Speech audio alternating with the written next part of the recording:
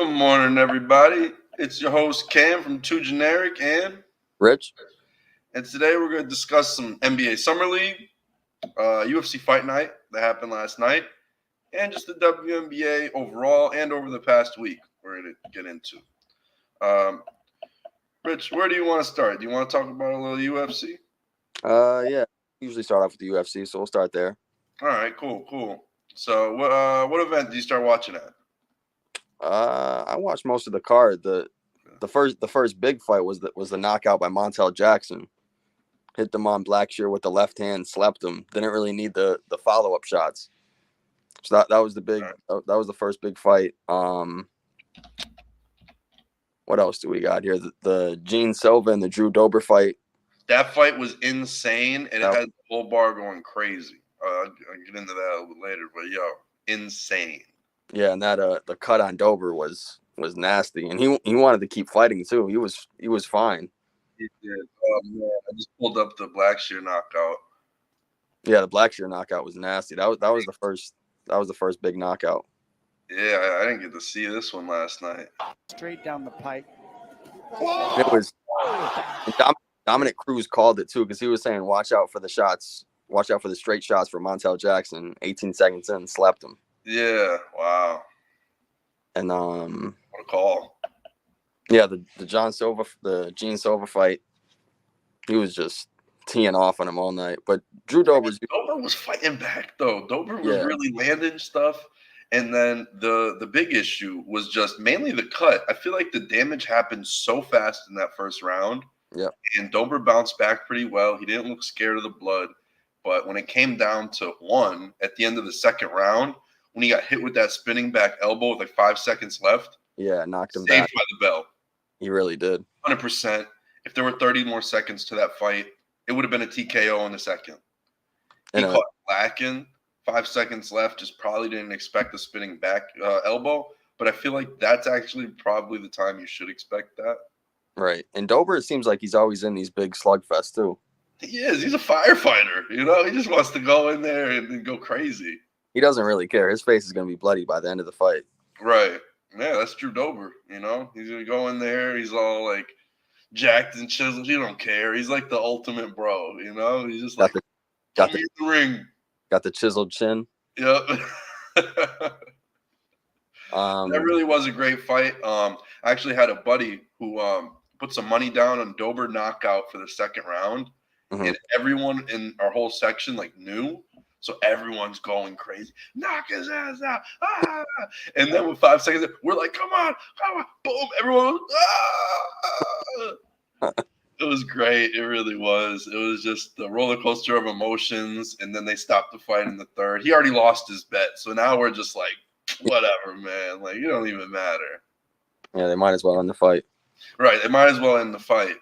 So they ended the fight, and that's what it is. But it was fun. It was really fun while it lasted. And then the Ponzinibbio fight, I thought that was a really close fight.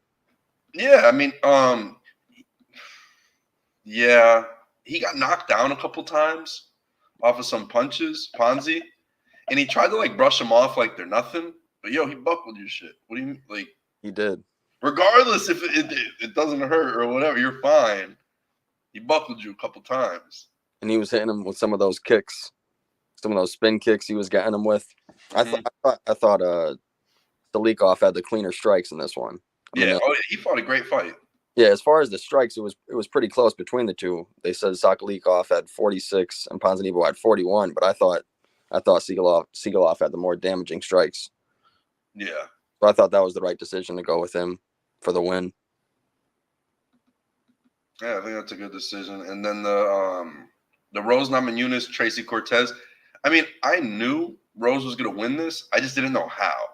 And the decision, I guess, is the way to go. Rose hasn't been finishing people lately.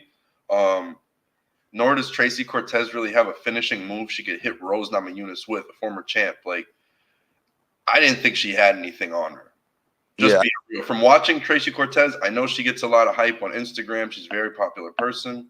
And she, but she's a great fighter. But it comes down to what her style is. And her style is wrestling for the most part. Her punches really don't have power behind them. Mm-hmm. They're just like these little jab. No matter how hard she's punching, she just isn't a hard puncher. Some people who just don't punch hard. I will say, I thought she had the more damaging strikes in the 5th round. I thought she was able to get off a few strikes in the 5th round. I don't know if it really hurt her that much, I but think Rose was like over it. I feel like she knew the entire time she was the better, more talented fighter. She was always in control. She was never in necessarily danger. I thought.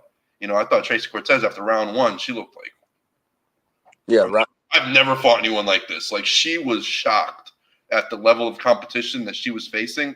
And this is an older Rose. right. And I don't know if Cortez has fought a ranked fighter in the UFC yet. This is her. She was ranked 11th, but I don't know if she actually fought anybody ranked. And she's undefeated in the UFC, but she's also never had a finish in the UFC either. Right.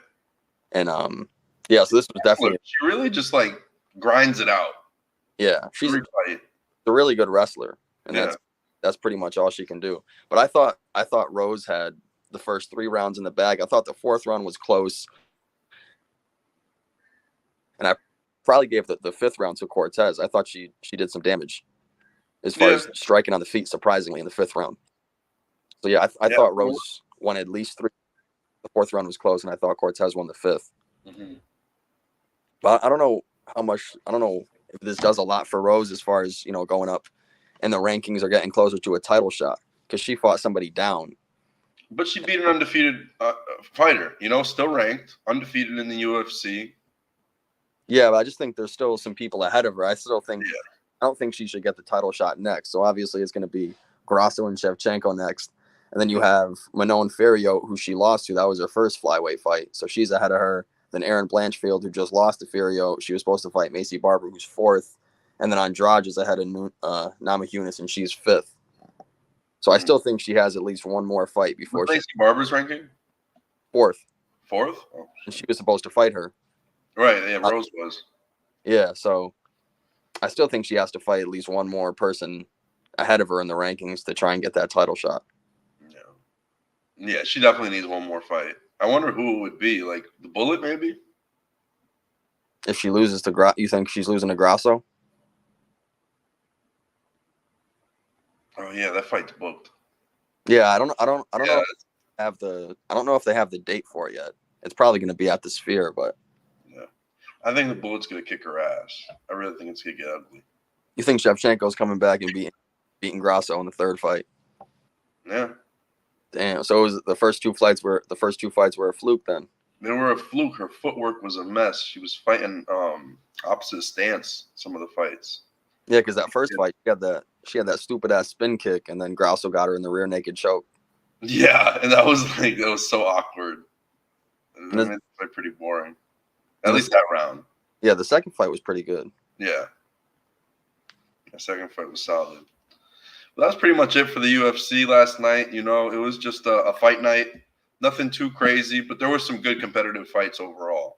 Yeah, I was pretty happy with it. It was a good something on.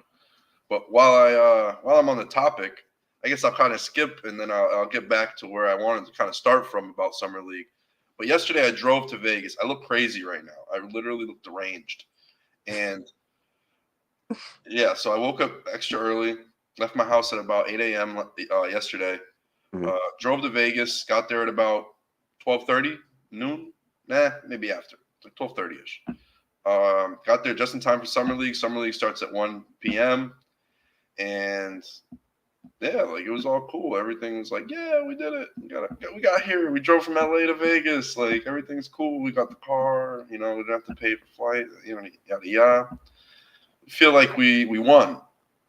Go to Summer League Vegas. I've seen 3 games.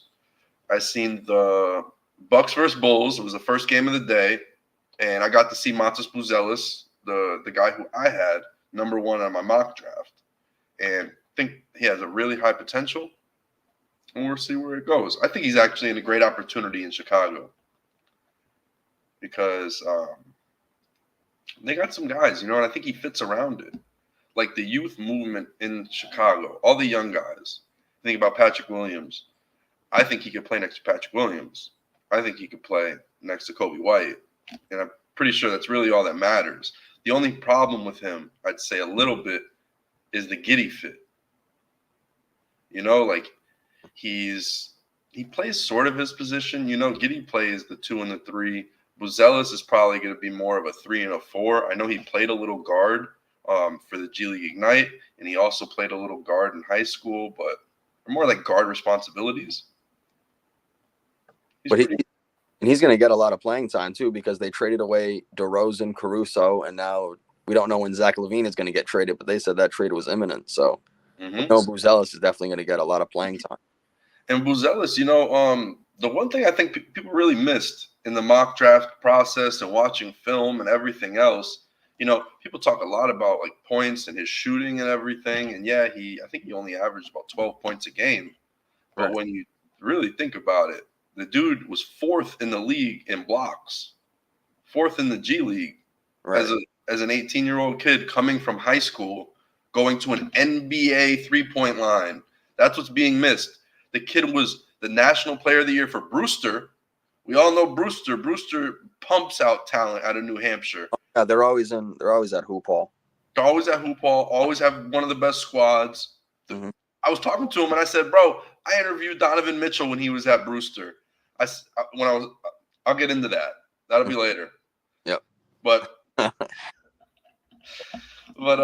yeah. So I've known who he is for a very long time. Knew before he even committed to the G League, and yeah, I was just like super excited to see like the guy I had ranked number 1 on my board for the future. I'm not saying he's going to be the best plug and play player at this second, nor is Zachary Risacher, and everyone's admitting that.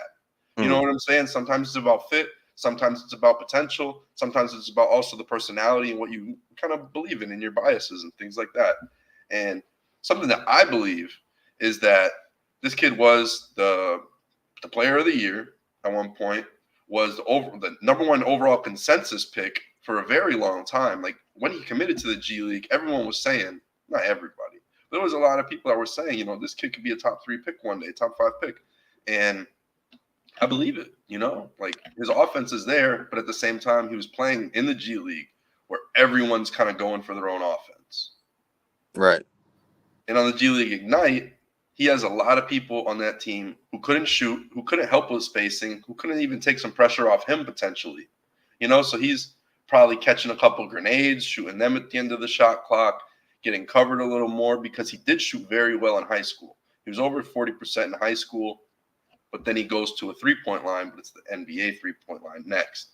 It's a big jump. Right. No one talks about that part. But the part that really no one talks about is, like I said, the blocks. He averaged over 2 blocks a game, which is incredible. Like, think about it. A 6'9" small forward that averages over 2 blocks a game and a steal. Yep. That's pretty impressive as an 18, 19-year-old kid who's apparently too skinny and too slow. And Chicago's going to need that defense, too. Yeah, they're going to need that defense. He's going to be perfect with Patrick Williams. I think if you see Buzelis buying in the defense, Patrick Williams is going to have to really turn into that defender he's supposed to be. Right. There's been comps on him that he could be a Kawhi Leonard type. I'm talking about Patrick Williams. So, like, if people are really gassing you up like this, and you got another great defender next to you, Kobe White's overachieving, should have won MIP next to Cam Thomas. Maxey doesn't even make sense to me. Exactly. I just think there's a lot there. So, I don't know. That's just my opinion. But it was cool also to see the Bucks play because I nailed the A.J. Johnson pick on both my mock drafts. I got him going to the Bucks. Was he the kid who was playing in Australia? Yeah, and he was getting like 2 minutes a game and 2 points a game. He kind of just wasn't getting a real opportunity over there. Right. He's got a lot of potential. He looks super young. I was at the summer league with my girlfriend Christina, and she was saying, she's like, he looks like a kid. Like all these other, they're like bigger. They look a little, they're grown and stuff. But like him, he looked like he was like 16. Like he still looks like he's in high school. He's got these like smaller shoulders, his head. You could tell like he just hasn't fully developed and grown into like his man body yet. And it's funny because he's huge. Mm-hmm. And he's like real athletic. He shot the 3 pretty well. He attacked the glass. Yeah, I mean, A.J. Johnson was all right. I didn't see too many problems with him. I mean, I didn't see no superstar potential, but you've seen some instant offense. I think he could be like a Hamidou Diallo type. and that's probably where I'm going to compare AJ Johnson to. And that's not always the worst. If you need like a great athlete and he could buy in the defense, fit a role, won't be too ball dominant, I think it'll work out. He's all right, and he always has the potential to grow even more. But I do think that's kind of where he's at right now and probably his trajectory at the moment, unless he gets a bigger offer somewhere else and they give him a better opportunity, because I just don't see the opportunities on the Bucks just yet because they have championship hopes. Right. And they got this kid who played 2 minutes a game last year professionally. So now they have two athletic players who can't score, him and Andre Jackson. Oh, yeah, Jackson. Oof. But he's an athlete, though. He's a hell of an athlete.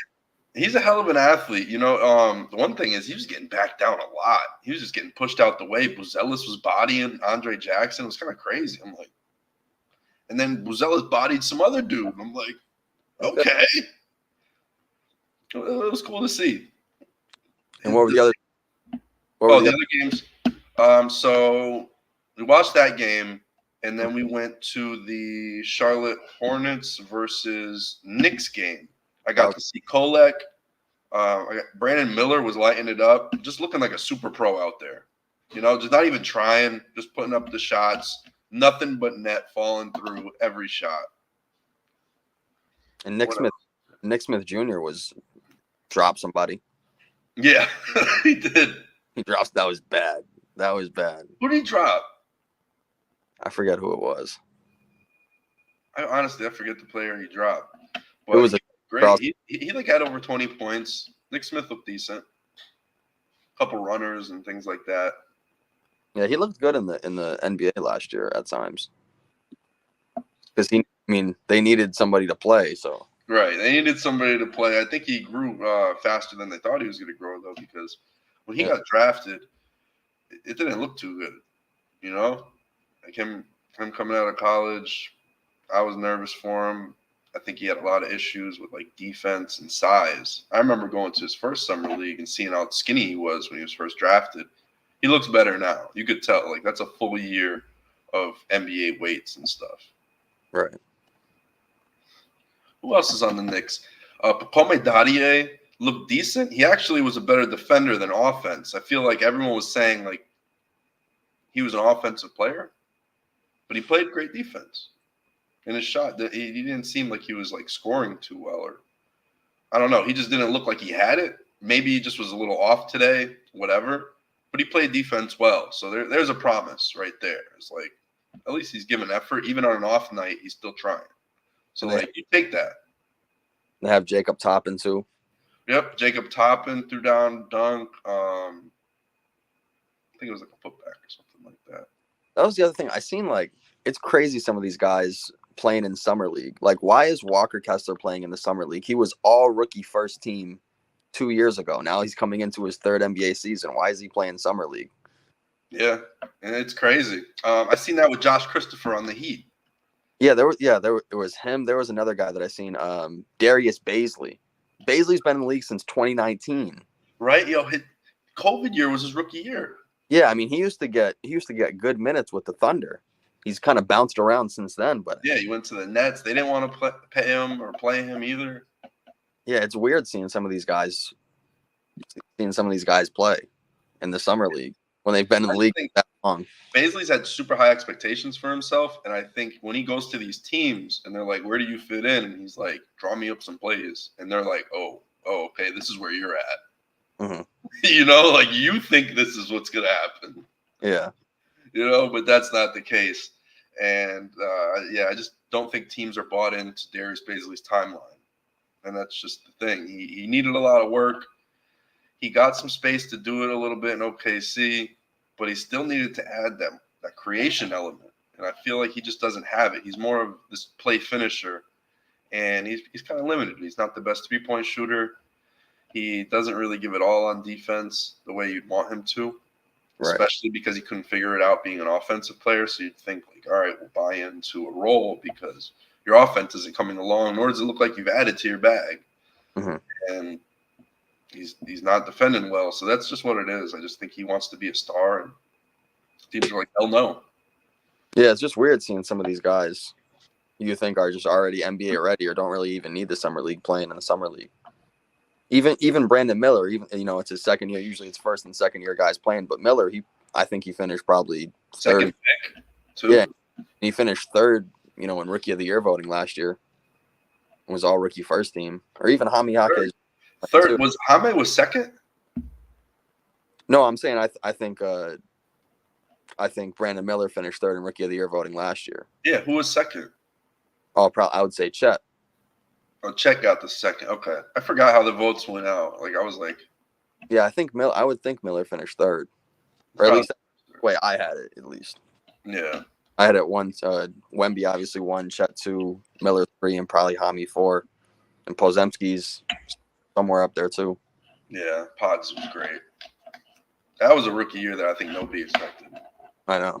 Probably not even him because he came in and was just the ultimate glue guy. Yeah, and he can just do it all too. Yeah. And then space, defense. And so you saw, and what was the third game you saw? Third game I seen was Celtics versus Heat. And oh my God, did you watch that game? I did not, no. Bro, that Heat Summer League team is deadly. You had Hami. You had Jaime. You had Zion Pullen from Florida. You had Kashad Johnson, who was just doing everything. Like he looked amazing. He looked like Rocco back in the day. How Rocco looked and came onto the scene, and you're like, "Whoa, this guy's doing a lot of shit." Just they passed him the rock, and he just finishes a play. And then he's playing defense. He threw some crazy dunk down from like the free throw line, like a step over, and just the whole gym went crazy. Then there was an autograph signing after. I ended up not doing it because I had to bounce to go to the other thing. But yeah, Kashad Johnson was signing autographs after. I was like, they have Khalil Ware too. I was about to get into that. Khalil Ware, I thought, was one of the most underrated bigs in the entire draft and has a super high ceiling. I mean, the dude averaged 16 and 10 at Indiana. A double-double in college is insane. Like, Edey was doing his own thing, and he was super big, and the offense was built around him. The offense wasn't built around Khalil Ware at Indiana, and he was just figuring it out.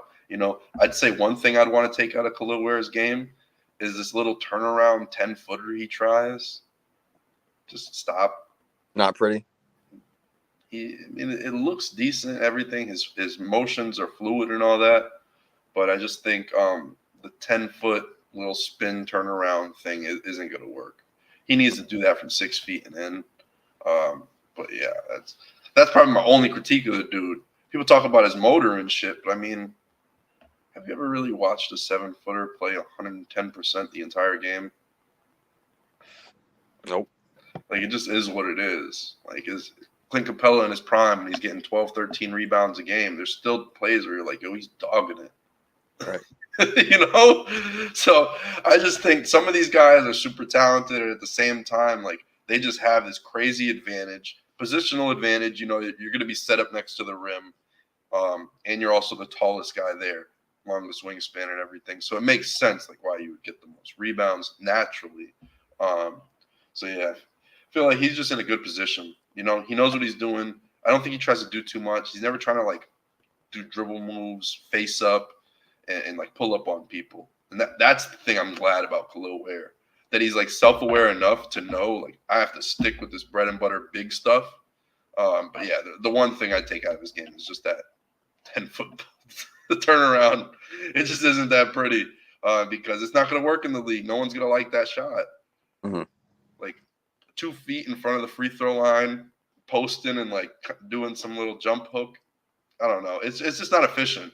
I don't think it's efficient for anyone. Like, I think Tim Duncan mastered it or something like that. But, like, that's about it. Like, I wouldn't want anybody but Tim Duncan taking these little floaters, or not floaters, but like post hooks from that spot. So, yeah, I really think the world of Khalil Ware. I did pre-draft, and then the fact that he goes to the Heat, of course he goes to the Heat. Like, seriously, of course.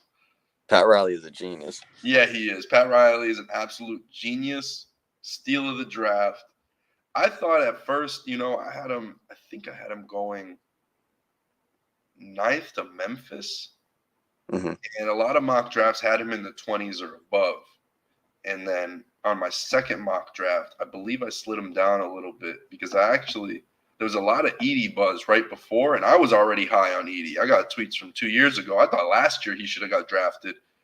A team not picking him last year I thought was stupid. The fact that you could have got Zach Edey with the second-round pick last year because he was in the draft, like, that's a failure on GMs. Because now he's the 9th pick, and he's the 2-time National Player of the Year because you didn't pick him in the second round last year. And you could have got him for a super low contract, but now you got to pay lottery money to him, and he's going to be qualifying for these super maxes and everything else now. Like, they botched it. It's a botch. It's a botched toe, 100%. Like, it really is, though. Like, if you actually understand all the new cap apron stuff and all this money contracting, like, the money's going crazy right now in the league. And you want to get young guys on cost-controlled contracts. He's still on a cost-controlled contract that will have his rights. He'll basically be a restricted free agent no matter what, whenever he is up for a new contract. And, yeah, that's a big botch job by almost every GM in the NBA is not getting Zach Edey last year in the draft in the second round because they could have. For a lot less money. For a lot less money. Yes, long term, it's not as guaranteed because second round picks, the way the contracts work and everything, like you can become unrestricted prior to what a first round pick can, I believe, or especially like a lottery pick.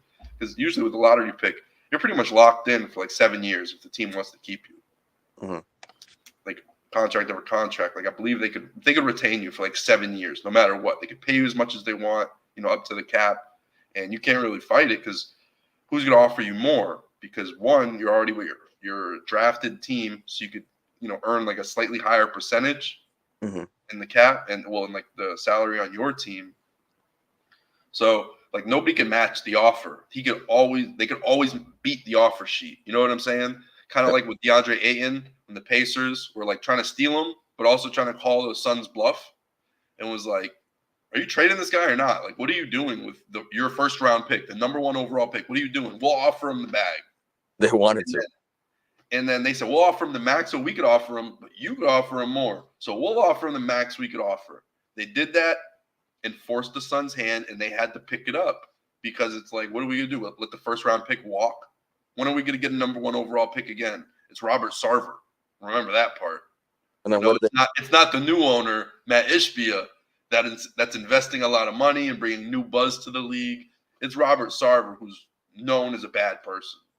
And what did they trade him the next season? And they traded him the next season to Portland. Yeah, that's what I thought. It's a shit show over there in Phoenix. They don't got a point guard. They got Monte Morris, so I think that could be a little bit of a hope. He's good. Yeah, root for the Iowa State guys. Yeah, at least they have a true point guard. Yeah. They definitely need that because last year with no point guard, having Devin Booker run point wasn't working for them. Mm-hmm. But what happened after the games? Oh, okay. What was I saying? It was Celtics and Baylor Shireman looked great. Yeah, I see. Shot the 3 ball well. And people around that I was sitting near and stuff they took Baylor Shireman out real quick, and people are complaining. People are like, "But get Baylor in, get Shireman." People are yelling for him and everything. You can see he was scoring well. The way he shoots 3 is crazy. Just looks automatic. That's an NBA shooter. If I've ever seen one, that's an NBA shooter. That lefty shot. Lefty shot's crazy. Knocks it down every time. Hold on, breaking news. Oh, Alcaraz wins second consecutive title over Djokovic. Yeah, he's beating Djokovic both times at Wimbledon. I'm watching now. Wow. Yeah, I just got the notification. My phone was buzzing. Who else was there? JD Davidson still at Summer League a long time later. And actually, I feel like he slightly, I don't know about regress, but statistically, he didn't have a game that he would normally have. He had 20 points, 3 rebounds, 2 assists. Typically, JD Davidson is a connector and a playmaker and gets a lot of assists. Says he had 7. Who? Said JD Davidson had 7. I know. And then he had 2. Let me get to it. And then at the end, he started cooking. Oh, okay. but it wasn't enough. They just went back and forth, traded free throws at the end for a minute. Jaime Jaquez just kept going back to the line, going back to the line, going back to the line. And, yeah, then the game was over. That's Yeah, pretty high scoring for a summer league game too. What do you mean? That's pretty high scoring, 119 to Oh, 140. high scoring. I don't know why. Your mic like glitched. I thought you said boring. And I was like, Oh, why? yeah. What was boring about it? It was a high scoring game. Yeah. Sorry. And they're playing. Yeah, it was. And people were talking about that too. They were like, wow, like they're scoring more than some NBA teams. Yeah, they're playing. Yeah. What, 8 minutes less too, so. Yeah, that's true. They're playing WNBA minutes. Yep. College minutes. College minutes. Yeah, it is weird. You know, they have like college minutes and 10 fouls. Yeah, the 10 fouls is crazy. So like they're not necessarily playing the same game as the NBA is. Yeah, why are you increasing the fouls when they're playing the same minutes? It should be. I mean, yeah, are playing less minutes. They should. I don't know if you're gonna. 10 is too much. Maybe 7. 7. Yeah, I think they should lower it a little bit, just because the 10 is crazy. Just to say, oh yeah, you get 10 fouls. And the game would take forever because everyone's just gonna foul. Right. What else happened during that game? Josh Christopher looked great, and I was talking to somebody yesterday, and the NBA is a lot about opportunity. And what I was saying is Josh Christopher, if you switch Cam Thomas and Josh Christopher, I think you have like maybe not exactly similar results because I think Cam Thomas is a better player than him. But if you had Cam Thomas stuck behind Jalen Green from the draft, because Josh Christopher and Jalen Green get drafted together, and then Cam Thomas is in the same draft, 27th pick, and you swap them, I think Josh Christopher comes along pretty well, probably earns almost the similar things. Like I said, I don't think he's as good, but you would have Cam Thomas still at Summer League trying, fighting for a roster spot because he's stuck behind Jalen Green, who got the green light and still can't average 20. Had one good month. Had one good month. 1 month. I was talking to some shit. Man, this dude Jacob from Top Shot was talking to me, and he said, who would you rather have, Jalen Green or Cam Thomas? I said, Cam Thomas. He was like, what? Definitely. I said, he's like, nah, you're crazy. I said, bro, this guy has had the green light since he's been drafted, Jalen Green. Yeah. And he still didn't put up 20 points a game last year on the full green light, and Şengün was hurt. You had Cam Thomas, who didn't play half the first season, who was coming off the bench and still averaged 23 a game and was tied for 22nd, I believe, in points. Top 25 point scorer in the league. Was tied for like 23rd, 22nd, something like that. And you're going to tell me that guy isn't nice? And the crazy part is he was averaging like 26 when he started. So overall, like, evened out to what he was coming off the bench doing and his starting minutes. But this is Jalen Green starting a whole year. Yeah, and Cam Thomas had 4 or 5 40-plus point performances. He had that. He broke the record for most points off the bench on opening night. 36, I believe. Yep. 36 opening night. And that was a record breaker. Like, he was doing a lot of stuff to wake people up and be like, oh, yeah, this dude's a real player. Was the highest scorer on the team next to Mikal Bridges, who just got 6 first-round picks. And and Mikal wasn't the best player last year. Right. So if you just say, like, if Mikal gets 6 firsts and you got a guy who's younger and better, what are we talking about? Because Mikal Bridges is 28 years old and has played every game. He's not hurt. He doesn't have an injury history, but he has a heavy mileage history. Oh, no, Tibbs is going to make sure he's going to have an injury history. Right. Tibbs is going to give him a heavy load. Pause. Yo, Tibbs killed this man. He's right. He's going to play 41, 42 minutes a night, man. He's going to play regular 82 minutes a night for 82 games. Bro, on a game in February, he's going to play 43 minutes against the Pistons or some shit. You're ridiculous. He's going to be like, I need you to guard Ron Holland.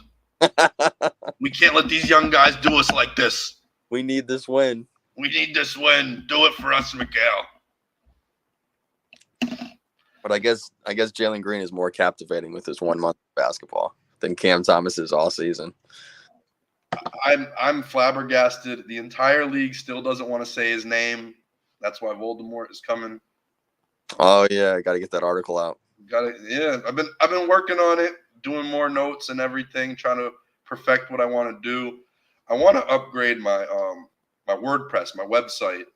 I think it gives me more design features and it won't just look as generic. So I'm gonna look into that soon because I do want to make that article look dope. I wanted to actually get some traction. You know, like the other stuff I post, like it's more like passion and shit.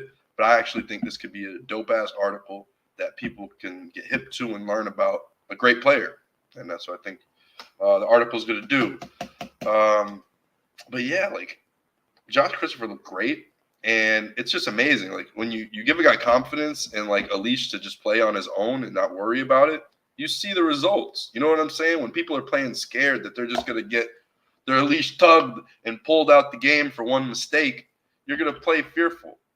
Yeah, it's all about Yeah, I've always seen, like from a player perspective, it has never actually been better. There's been the quote, tough love, and like it typically doesn't work out. I know that Tony Parker, I guess, had like a super short leash. Same with I think Manu had the shortest leash when he first got to the Spurs. And Pop eventually like had to, even himself had to realize like, all right, as these guys are getting better too, so they're improving, they're not making the same dumb mistakes. But he also learned like I need to take a step back because like these guys got it. They have unique talents that nobody in the league really is ready for. Manu, obviously bringing in the Euro step and all the nifty stuff he did, and as a lefty, you know, like Manu was so hard to guard, such a great player. And then you had Tony Parker, who would just dribble around, dissect the defense, kill you right there at the free throw line with a midi or even just a little pull-up floater. He was the man at that. And then if you go and guard the floater, he's just kicking it right behind you to Tim Duncan for the dump off. You know, like just their play styles flourished when they gave him the opportunity. And I got to see that yesterday with Josh Christopher. It looked great. He really did. He looked like a good lead guard. I don't know if it'll ever translate to the NBA. We'll have to see like where that goes because you could always look great in summer league, but like I said, can it translate? And we'll see that this year. I think. You know, I think the Heat will probably have some spots open. Yeah, they do. I think someone's going to get moved. Either Duncan Robinson or Tyler Hero. Like, it kind of seems like it's time for one of them. But I seen the Heat were trying to get DeMar DeRozan, but I guess the Bulls didn't want to take on that Duncan Robinson contract. And so they're trying to. I didn't even hear that. I might have missed it somehow, but that's what they're trying to dump that thing. Yeah, I know no one wants that contract, and I feel like Hero's been brought up in a lot of trade talks too. And he's got a pretty big contract. I wonder who could take on that contract. Who could just pick up like a good shooter like him? Bucks? Maybe like the Cavs. Bucks. I don't know if the Bucks have the space. That Middleton contract. Oof. Nasty. Yeah, I don't know what they could do with Middleton because he's just gonna have to play. Like, yep. And you know he's not gonna. He'd be lucky if he plays 60 games in the regular season. At this point in his career, with those knees. Those knees, man. I got the Chris Middleton knees, so I relate. That's rough. I'm feeling it, bro. I feel like I just did it back to back. That's how I'm feeling right now. But no load management. No load. See, tough. No load management. This is how the old NBA was. Don't need it. We're setting the culture right. But for real, I'm so tired. And then, yeah, what happened? So then we take the car, we drive over, go to some parking garage under MGM. I had to walk through like MGM Casino and everything. And then eventually I got to the Strip and found where we needed to go for Brewdog. It was this bar called Brewdog, rooftop bar. And that's where Matas Buzelis was. So there was a meet and greet. He got there at around like 7:30, maybe like 8 p.m. And it was from 6 to 9. So I was there at like 6 o'clock. It was all you could eat, all you could drink. But honestly, I had like, I think I started off with like water. Then I went to a beer. I had like one slice of pizza and a wing. I wasn't really hungry. I don't know why. Like, I feel like the adrenaline, I knew I was only there for a certain period of time. Yep. So like, I wanted to make the most of it. I wanted to go around, talk to other people and everything, talk to the collectors of Top Shot. Like, that was the whole point. It was a gathering of Top Shot collectors. and we had a meet and greet with Matas Buzelis. And he came through, like after, chopping it up or watching the UFC. Eventually he comes through, starts talking to everybody, yada, yada, yada. Eventually I'm like, all right, let me go talk to him. This guy, Mike Weisberg, I know, he was like, come on, you got to go. I'll take the picture for you. I'll take the picture. I was like, all right, cool. And my boy Lewis was there too. He was like, oh, let me take the picture. Like, he's coming over this way. Like, I got you. I was like, all right, cool. Because I was telling them, I'm like, remember my mock draft? I was sending everybody. I was posting everywhere. Like, right. This could be cool. This could be really cool one day if we look back and be like, yo, Matas Buzelis, like, we met this dude when he was a kid, and now he's a 3-time, NBA second team all defense or something like that. Like, it'll just be cool to look back and see like where this guy is in the future. And I think he's got potential. I talked to somebody yesterday. They called him Jan Vesely. If you remember Jan Vesely, I think it was a Wizards pick. Oh, that was wow. That's a name. A long time ago. That's a name. Thought about him. Wow. Bro, someone called him Jan Vesely, and somebody that I like. Somebody that knows ball, apparently. Guess they don't know ball. We'll see, because we're on polar ends of like the spectrum on Matas Buzelis. So we'll see where it goes. But yeah, it was cool. I walked over there. I was like, hey man, he just put his hand out, shook my hand. He was really chill though, like the most personable dude. And then somebody said something, and then we just start talking. Like, like it was like a reaction off of like we were about to take the pic. Someone got the camera, someone says something, then we just, have a little banter back and forth. And then I don't know, yeah, I just started talking to him, and then I'm just like, bro, like, I think people are sleeping on you for real. And then me and him were talking this shit, yada yada yada. And then I was saying, I'm like, you were 4th in the league in blocks last year in the G League. Like, that's fucking impressive. You 2.1 blocks, and then you had a whole steal, like 3 stocks. You'll take 3 stocks from any fantasy wise. How's that sound? Right. 3 stocks. Facts. Like, that's real shit. Like, he's a great player on the defensive end. Not only did he score, 12 points, he got some boards, he dimed up a little bit, but he locks up.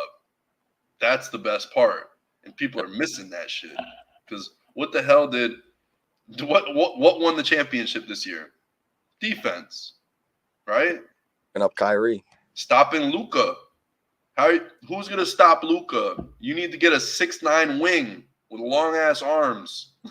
Like, Celtics you need a big body. You need a Jaden McDaniels, but with some mass. And I feel like Buzelis could actually do what McDaniels does on defense, and he's got a little more body to him. He's stronger. I believe it. I'm totally convinced. But yeah, I was talking to him. I didn't say all that shit. I didn't call him Jaden McDaniels. But and then as I'm talking to him, Mike goes, yo, he had you number 1, blah, blah, blah, blah. And he looks, and he's like, what? And then I'm like, yeah, I'm a mock draft. Draft night, I took a lot of slack for this, but I'm standing by it, and I'm actually really excited Top Shot brought you in because, I cover the mock drafts, and I do this every single year. And I was telling him, I'm like, I interviewed Donovan Mitchell from Brewster, and that's where we kind of got. I think I mentioned it earlier in the pod when we started. But that's what I told him. I said, yo, like, I interviewed Donovan Mitchell when he was at Brewster. I've known about Brewster for a very long time. Like, they pump out talent every single year. And, like, even what was his name? Jonah. Oh, I can't believe I'm drawing a blank. But this dude, oh, man, 76ers. What was his name? Jonah Bolden, maybe? Was that his name? I don't remember it. Jonah Bolden. All right, it is Jonah Bolden. I don't remember him. You don't remember him? Like, even this, like, I'm not saying, like, this isn't the only guy, but, I remember when Jonah Bolden came out, dude was dumb nice. He came out of Brewster. Mad Heads came out of Brewster. Like, I could go look up a list. They're like the new Oak Hill in my eyes, just pumping talent out. Oak Hill was creating talent for 20-plus years. Still does, obviously. Cam Thomas, Cole Anthony, and who was the other guys? Was it Sonego? Who was their big? I don't know. The guy from UConn. I think it's him. Oh, Adama Sanogo? He Yeah, played. Sonogo. I think Sonogo was his big in high school at Oak Hill. I could be wrong, but I think it's him. But anyway, I was just talking to him. I'm like, bro, I've been following like you. Like, I've seen you win like Gatorade Player of the Year for New Hampshire. Like, I followed the whole thing. I watched your Ball is Life stuff. And he was like, oh, blah, blah, blah. You've seen all that. And I said, you said D Rose was your favorite player, but you had a LeBron James fat head on your wall. And he was laughing because he's from Chicago and he's telling everybody, bro, Derrick Rose was my favorite player growing up, from Chicago, but drafted by the Bulls, hometown kid. Like, everything sounds sweet, but I'm like, you had Bron on your wall in a Cavs jersey. And he starts laughing. He's like, yo, he's the man. You know, like, and he's like, so you really watch my shit? And I'm like, yeah, bro, I watch your shit. Like, I'm not just saying this. Like, I've been following this, and I'm ready to die on this hill. I think you're going to be a great player. Yada, yada. We're chopping it up some more. And he's like, so what do you do? Like, you know? And I said, well, I was on a pod with Rick Barry for about 3 years. Yada, yada, yada. Chumming it up with them. We talked for like 10 minutes. Motherfuckers was making jokes after. When I walked back to my table, people are coming up to me. What, thought y'all were going to get married. Like, he points me to his agent. Now I'm talking to his agent, and it's me, him, and the agent, and we're just like chopping it up for a minute. It was pretty cool. I don't want to say everything, but it was cool. It was a cool experience, and I hope to connect the two. Me and him were talking, and I'm saying, like, you know, Rick Barry led the league in steals one year. He also averaged 35 points a game, finals MVP, you know, champion. Saying this is a guy like, you know, small forward, 6'8", point forward, locked up. He's the next Rick Barry. I'm not saying he's the next Rick Barry, but what I'm saying is he's got a lot of tools that Rick Barry would know how to tap into and like be a good mentor. And there's so much lessons. And I actually like I taught them something, and I got in an argument with the agent. And by the end of it, the agent was like, "You're dead right. There's no such thing as a good screener." And I said, Rick Barry taught me this. I said, there's so many things that Rick Barry teaches me and has taught me in the past. Now, and I told him, I said, the pod's no longer, the team broke up and everything. But for the time being, and when we did it, and I still am in contact with Rick and everything, so talking and everything, it was cool. Overall, it was cool. That's awesome. I don't want to get too deep into it, but yeah, I hope to connect the two. His one issue, free throw shooting. That's the one thing about Matas Buzelis. Shoots 60% from the free throw line. And then I said, his agent, I'm like, bro, I said, hey, he tried to teach Shaq. You know, he said he taught Shaq. Shaq shot about 80% doing his thing, but Shaq said he's a grown man and he's not shooting like that. Yeah. And I have that on video with Rick Barry. Like, that's not a bullshit story. That is Rick Barry, word out of his mouth. Oh, yeah, I've heard that before.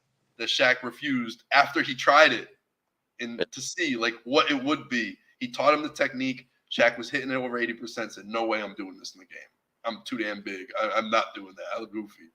You know? And then the agent goes, well, do you shoot your free throws like that? And I said, no. I shot like a decent percentage from the free throw line, and I also didn't have the potential tutelage of Rick Barry. And then that was like what are you talking about? Right. Why is he comparing you to I'm Rick? not telling you to go just start shooting underhand. I'm literally telling you to have the fucking guy who invented it come and teach you, and I have his phone number. I didn't have that benefit when I was younger. I didn't have Rick Barry's fucking cell phone number. Like, you know what I'm saying? If I did have Rick Barry's fucking cell phone number when I was 8 years old, maybe I would be shooting underhand.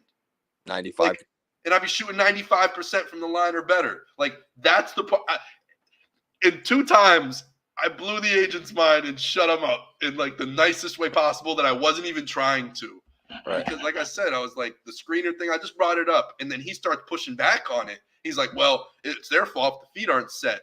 I said, no, the ball handler brought his defender, manipulated the defender into that screen that wasn't set. It's the ball handler's fault every single time. I don't care. It's about accountability. And that's what Rick Barry preaches, accountability. And that's why not a lot of people have ever liked Rick Barry. That's another thing. Like, you know, he has this like kind of he has rough edges and rubs people the wrong way, they say. He's not like, you know, everyone loved certain players. I don't even want to name names, but like people love players, and then you hear about Rick Barry and people call him a jerk.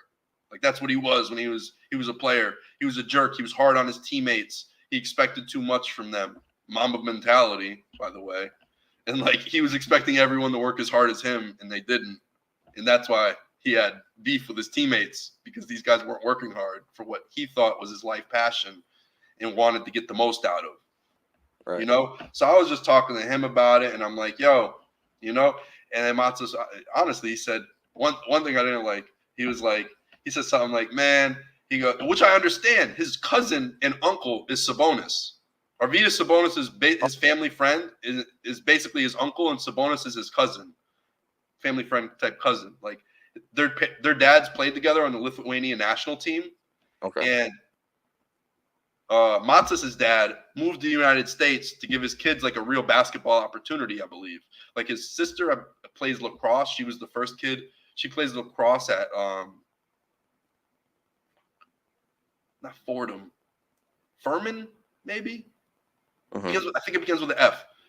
I think it could be Furman. I think it might be Furman. It might be something else. But she plays lacrosse over there. And then you got the younger brother who is also into basketball and stuff. And the dad can still dunk, because I was watching a Buzelis workout where he's like, you know, goes to like a gym pickup, just working on his game by himself, and his dad shooting around and stuff. And his dad throws a dunk down. Wow. You know, and he's like 50 plus. So like the dude was talented.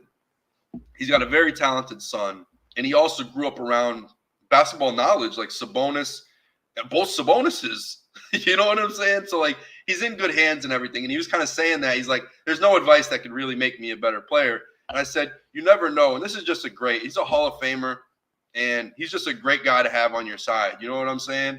And no matter if you guys talk for 2 seconds, 2 minutes, whatever, like he's a good guy, and I think you want him on your side. And, you know, we were talking, yada, yada, yada, yada. And yeah, so let's see what happens. I got to text Rick before I could actually give the agent the number, because I don't want to do that. Right.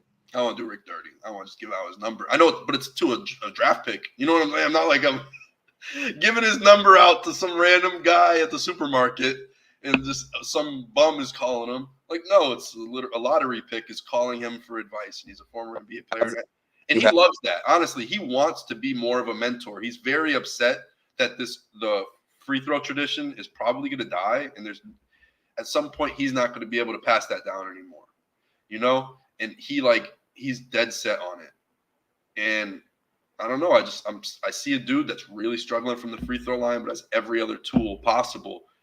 And I think he would actually respect what Rick Barry says, especially coming from having so much respect for OGs before him. You know what I'm saying? Like his pops and Arvydas Sabonis, like he should have some respect for that era, even in the era before that. I don't know. So we'll see. If it doesn't happen, I don't care. But it would be cool to connect the two, and potentially in the future, I don't know, maybe there's something there. And we'll see. We'll see if Matsas goes the underhanded. That's pretty cool. Yeah. I don't know. I feel like I was talking. I was just like, once I talked to him about the free throws, he was like, "This guy's crazy." But he was still into the conversation, because he thought it was hilarious. Because he's like, "There's no way I'm doing that." I said, "Bro, you want to shoot 95% of the free throw line? Get an extra 4 or 5 points a game? Like people will love it. It becomes your signature. It's marketable, and that's the thing that Rick Barry says that he missed, and that's what I told. That's kind of what I ended it on. Was like, you know, Rick Barry talks about all the time, all the marketing, the NIL, everything else that he missed out on as a player, because one, the sport wasn't as popular, there wasn't as much money in it, there wasn't the sponsorships and everything else. But Rick Barry wore these wristbands, and he said he would have been sponsored wristband. You know what I'm saying? Like things like that were his look, and that's just something he talks about, the marketability of himself, and he would have been able to make a lot more money. He would have did a ton of endorsements and all these type of things. And Rick's got a really good vision looking back on it, you know, as a guy who won a championship, was the best player in the league, was the MVP of ABA, NBA, led the league in scoring in the NCAA, ABA, and NBA, only player to ever do that, all three. No player will ever be able to do that ever again, because the ABA doesn't exist. But still, prior to them, the merger, only player to ever do that. And I would, if that guy came to me for advice, came to me trying to give me advice, I'd listen. There's no way I wouldn't. Real. Right? Like, dude's really done it all. He did it in an era when there was no money in it, and he's telling you, "Oh, I'm missing all these opportunities." Now he's getting ideas and all these things. And honestly, the Matzah has no court swag at all. No sleeve, no knee brace, no nothing. He's out there with shoes and a jersey. No shorts. Well, yeah, he's obviously got the shorts. I'm just saying. But literally, he just got shorts, shoes, and a jersey. Like, bro, that's also something that I was trying to tell him. Get your swag up. Have an aura on the court. Mm-hmm. Seriously, though, like, people have their own thing, and, like, throw a headband on. And it's, like, the ultimate thing to just, like, mess with in the meantime. If you have, like, I know it sounds funny, but this is actually something that people don't realize. If you have, like, you could, like, fidget with it. You understand? Mm-hmm. It takes your mind off things sometimes. When you have, like, a wristband, you can just adjust. But if you're sitting there and you're thinking about the last play and everything, it could wear on you. I've heard this from players before. I forgot who said it, but I was like, that makes sense. Like, you could have anxiety in the game, and it's like something to adjust and keep you right. And it makes you feel like when you put this thing on that's different than what you normally would wear in the everyday, like it feels like you're getting ready for battle. And it's like something like I think Rick said something like that before. Was like he knew when he put the wristbands on, like he was ready. Yeah, it takes your mind off. It's like it puts you in game mode. There's something about it. Players are very what do they call that? Superstitious. Superstitious. I got a tired brain right now. I'm very sorry. But yeah, like players are very superstitious. They want to follow the same meal plan, the same workout routine, the same warm up, the same stretching. Everything is consistent, especially because you're doing 82 games a year. You don't want to be out of whack and imbalanced all year. You want a consistent thing. And like having a consistent thing is good, you know? And it's, like I said, it's marketability. You're not wearing a sleeve, so you can't get a sleeve sponsorship. Or you won't be able to get one as easily if you did. You know, something like that. Like, right. It really comes down to the littlest things possible. And now you're doing ads for Dick's, and you got the sleeve on, and you're doing the Nike ad because you wear it in game, you know? So I tried to give him I tried to put him on. I'm like, bro, like, let me give you the full Rick Barry package right here because this dude, he says it too. He says, he's like, bro, I've tried to pass it down. No one wants to listen to me.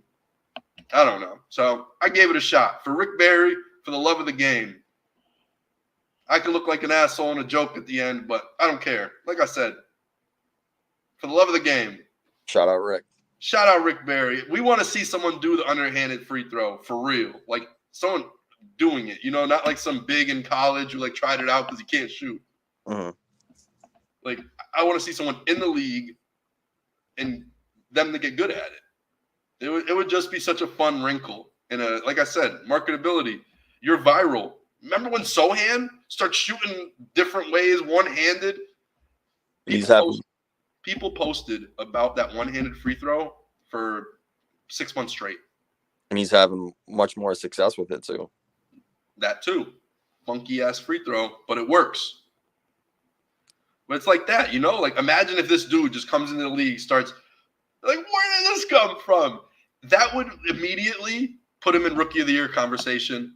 Before even, like, first game, it didn't even matter. If he had 10 points, whatever, people would be like, did you see that rookie who shoots underhanded? It'd definitely be a talking point. And he would shoot better than whatever the hell he's shooting now. Clint Capella should try it. Clint should, but he's done. That's what I'm saying. You got a guy who's 18, and his free throw form isn't the best. And he slowed up his release. His release looks slower in college. I mean, well, in G League than it did in high school. And I seen him shoot, obviously, yesterday for the Bulls.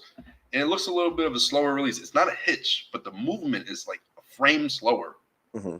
He looked like he really went up quick in high school. But what else happened? Yeah, fight night ended. But yeah, that was the night. Went there. It was tough. Then a 4-hour drive back. I didn't know 4 hours isn't terrible. I mean, it's a lot of driving for one day, but I thought it would be farther than that. I thought it'd be closer. Oh. I wish it was. I wish it was like 2.5 hour drive. That would be really nice. Yeah. That was tough, but yeah, it was like eight to almost like 1, and then from 11 to like 3:30 a.m. So you got a solid 3 hours. If that, because Sonny was really mad. Like I feel bad for my cat. I bought him an extra water bowl, so he had 2 full water bowls, and then I just filled that thing because I actually give him he has a bigger bowl, and so normally I just put like a little scoop and maybe a little extra. Call him a good boy, be happy. But I put like literally just a mound, just in case we got stuck. You know what I'm saying? Like if anything happened, traffic, car trouble, whatever, that we actually could buy ourselves a little bit of time if we had to stay the night and then rush back in the morning. But we didn't have to, luckily.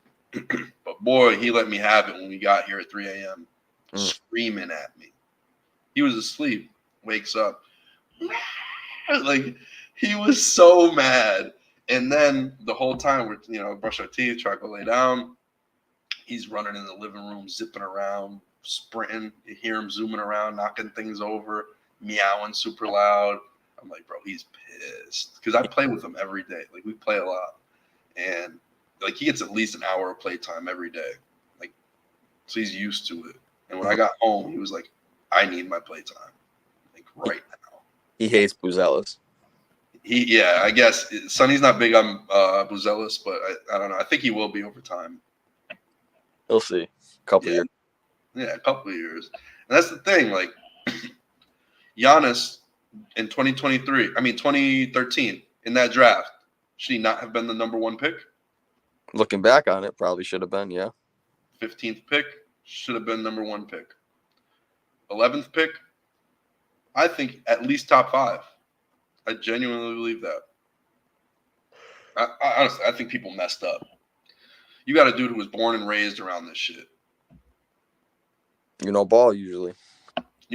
But at the same time, the NBA nepotism percentage is really high, and it actually works. Former pro players are always more successful than not. So, like, nothing against Ron Holland, especially because he's Matas, one of his boys. But, like, I don't believe Ron Holland's dad played in, like, a professional, like, an Olympics team. You know what I'm saying? But, like, and automatically, from that fact alone, he has a lower percentage of success rate in the NBA, which is a fact. I actually read a bunch this year. There was a few articles that had like, the nepotism thing with Bronny was basically a hot topic, but then they dove deeper in it and they're like, well, former pro players' kids actually stay in the league longer. Whether that is actually also part of the nepotism where they like hold them in and just coddle them and they're not as good, but they just keep them there, or they actually were raised and understand what it takes to be a professional and know all of these things, and they were prepared for it, in advance, and then they execute better because they know how to act. They've seen their dad do it. This is how I act accordingly. This is what I do, and their dad's telling them what to do. They have probably family friends they've been raised around. Same like Curry, Kobe. You know what I'm saying? Like I could really go on for a long time. Rick Barry. He had 3 sons go to the league. 4 if you count Canyon. And Canyon, I mean, he won an Olympic gold medal 3-on-3. Mm-hmm. Like, this is real. You get a former pro and you let him raise some boys, what do you think's going to happen? Start hooping. He's going to get them to start hooping and say, this is what I did. This is what you're going to do. It's what any dad would do pretty much. Put a ball in his hand. And a pro will do that at a higher rate than a non-pro. So that's all I see. And I'm kind of bought into it, low key. So that's where I'm at with it. Hope the best for Buzelis, but also the rest of the guys in the draft. It's funny. He actually looked through my mock draft. That's cool. And he was like, he's seen one, he liked my comparisons. He liked my player comps. He didn't know who Antoine Walker was. Surprise. So I said, you got the Franz Wagner defense, also the Andre Karolinko shot blocking and everything. But also, I think you got a little Antoine Walker in his game. Like, when he wants to let that thing fly, you see it. He's got similar moves and similar, like, like a little bit of mannerisms are the same of Antoine Walker. Listen, I just call it how I see it. We'll see where it all pans out. But he was going through, and then he scrolled down. He said, "Where's Ron?" And I said, "I had him at 4. He was drafted 5th, and this is Buzelis is one of his best friends. Like who he Right. claims Ron is his bro. Like so." I had him at 4. I said, honestly, I'm so high on Ron. I'm like, I really like his game. And then he said, Jamal Mashburn. He said, Ron can score. I said, bro, Jamal Mashburn averaged like 18 and had his own sneaker. I said, that is the highest compliment. I said, if Ron gets his own shoe and averages 18 in the league, that's pretty damn good. Yeah, Jamal Mashburn was really good. He was really good. And that's when I realized, I'm like, some of these comps are a little too old for him. So he doesn't know Antoine Walker.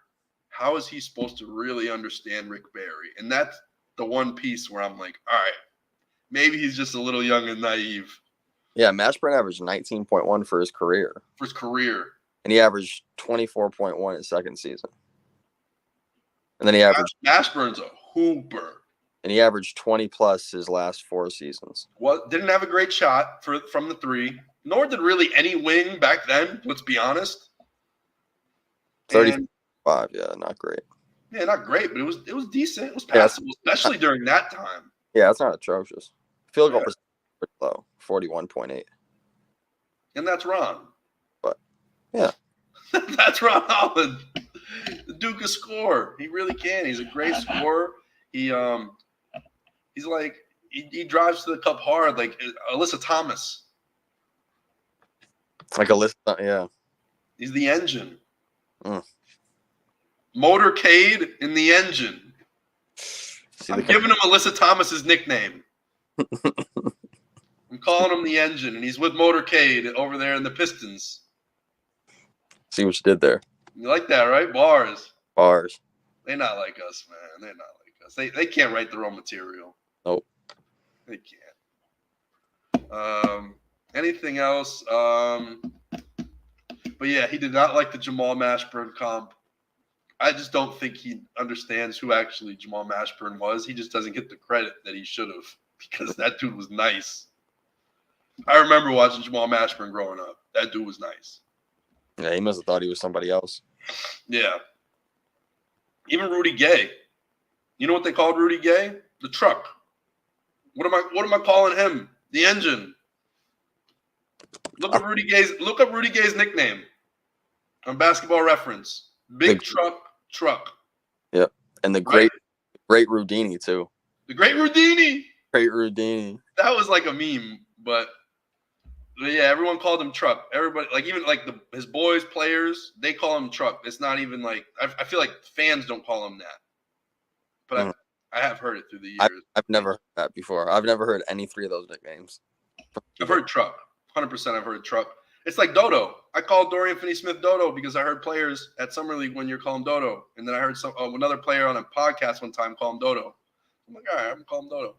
Rudy Gay is kind of built like a truck, though. No bullshit. He was built. They got him listed as 250 in this one. God damn. 6'8", 250. 6'8", 250. Truck. Big as hell. But Ron Holland, he's a little skinnier. But that dude's strong as fuck. He just gets to the cup. Like, no matter what. These aren't finesse drives. These are through your chest. Like, type of shit Jaylen Brown does. You know when Jaylen Brown just says, fuck it, and he just, like, both shoulders are going into you for this? I love Jaylen Brown driving to the hoop. That's what Ron reminds me of at times, is Jaylen Brown driving to the hoop. Yeah, Ron Holland is listed as 206. He's skinnier, but I'm telling you, he gets to the hoop. But yeah, he liked that I put him at 4, though. I'm like, I would have loved to see him with Wemby, yada, yada, yada. He was like, yeah. Yeah, Stephon Castle isn't a bad option, though. We'll see. Yo, oh, my God. Jacob called Stephon Castle Iman Shumpert. He said he's going to be Iman Shumpert. And he called Jared McCain a poor man's Brunson. Hold on. He's heard some crazy player comps yesterday. A poor man's Jalen Brunson for Jared McCain. Dude's not even a primary ball handler. I know he wasn't. Jalen Brunson wasn't for the Mavericks at first, because obviously Luka is a primary ball handler. But I don't know if McCain has that game because Jalen Brunson looked like Jalen Brunson at Villanova. Obviously, he's like a better version of himself right now. But I've seen that. With Jared McCain, I do not see that guy ever really being like a dominant lead ball scorer. So even calling him a poor man's Jalen Brunson, like I just don't see the fit there. Especially like next to Maxey, who's going to be the point guard of the future. So I think he could have an off guard. He's help. I would say he's more like a Kirk Heinrich or something. That's Jared McCain's probably best case scenario, is being like Kirk Heinrich or something. Bulls legend. Chris Duhon, another Bulls legend. Chris Duhon. Like that's the type of point guard or like combo guard or whatever that I see Jared McCain. He's more of a role guy, not a poor man's Jalen Brunson. So that was a bananas comp I seen. And yeah, he called him Jan Vesely. Jan Vesely. Bro, the player comps were outrageous yesterday. Like, I don't know if you've ever seen Jan Vesely. Let me give you the Jan Vesely experience. No, I don't want to see it. Oh yeah, I remember Jan Vesely. Yeah. Remember Jan Vesely? Was he on the Wizards and then Nuggets. That's what I remember. I don't remember the Nuggets. I remember the Wizards. Yeah, I remember the Wizards and him crapping out. But like, yeah, this is where they got him. This is where Jacob said. It's a rough comparison. I know, it's a really tough comparison. He was drafted 6th. We'll see. Is he Jan Vesely or is he AK-47, Andre Karolinko? And this is really comparable to what his stats were in the G League. Now I'm calling him Jan Matsas. We'll see, like, 3rd in Rookie of the Year, 10 points, almost 2 blocks, over a steal. Like, if you compare this to Matsas stats. Share this tab instead. So right here, Buzelis, 6'10", 19, 14, 6, 2 assists, 12, 5, 2 assists, and then look at this. Oops, I was sharing the wrong part. Right here, 2 turnovers, but 2 blocks and a steal. So that's 3 stocks, 2.1 plus 0.9, 3. Right. 3 stocks straight up. That's not even like rounding up. That's legit. To say you average 3 stocks a game and there's no rounding involved. There's no like manipulation of numbers. It's legit 3 stocks. Yeah, that's impressive. Yeah. And that's basically what Karolinko gave you his whole career. About 3 stocks, 1.4 steals, 1.8 blocks, 12 points, 75 from the line. He had some big blocks too. Oh, yeah. Bro, 3.3 blocks one year. Defensive Player of the Year. And that's what I'm saying. He led the league in blocks this year. And Matsas, I was sharing the wrong. I was trying to show Karolinko on that part. But yeah, 3.3 blocks if you're looking at Karolinko's stats on your own page. Mm-hmm. And then G League. Let's see this.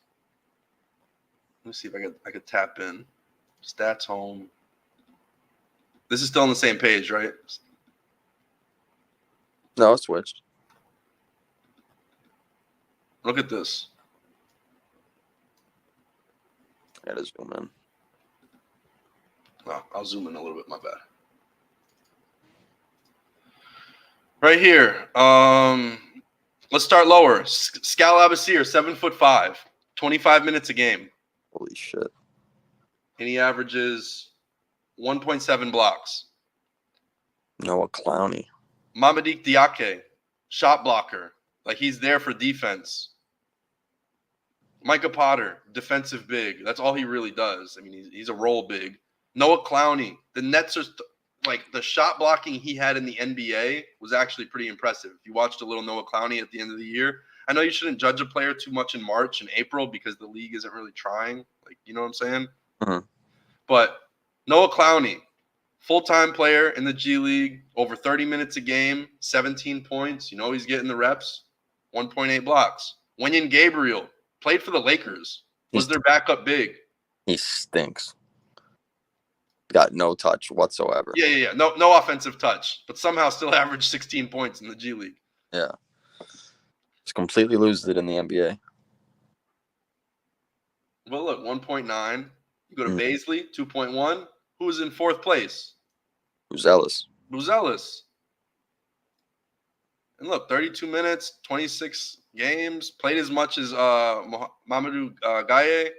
Like, the only people higher than him are Greg Brown, who's a good shot blocker in the league, and this guy, Kyler Kelly, on the Maine Celtics. I never heard of him. Never heard of this guy. I got to tune into the Maine Celtics more. We're doing you a disservice. But, 22 minutes a game. He led the league in blocks on 22 minutes a game. A lot. Wow. That's impressive. Shout out to you, Kyler Kelly. I'll never watch you in the G League, but yeah. We have to tune in to him and who else is on the Maine Celtics? Probably Jordan Walsh. Walsh is going to live there. Yep. He might as well buy a house in Maine. Okay. And then who's the guard? Why am I drawing a blank right now? Tired brain. Jaden Springer. Springer played incredible.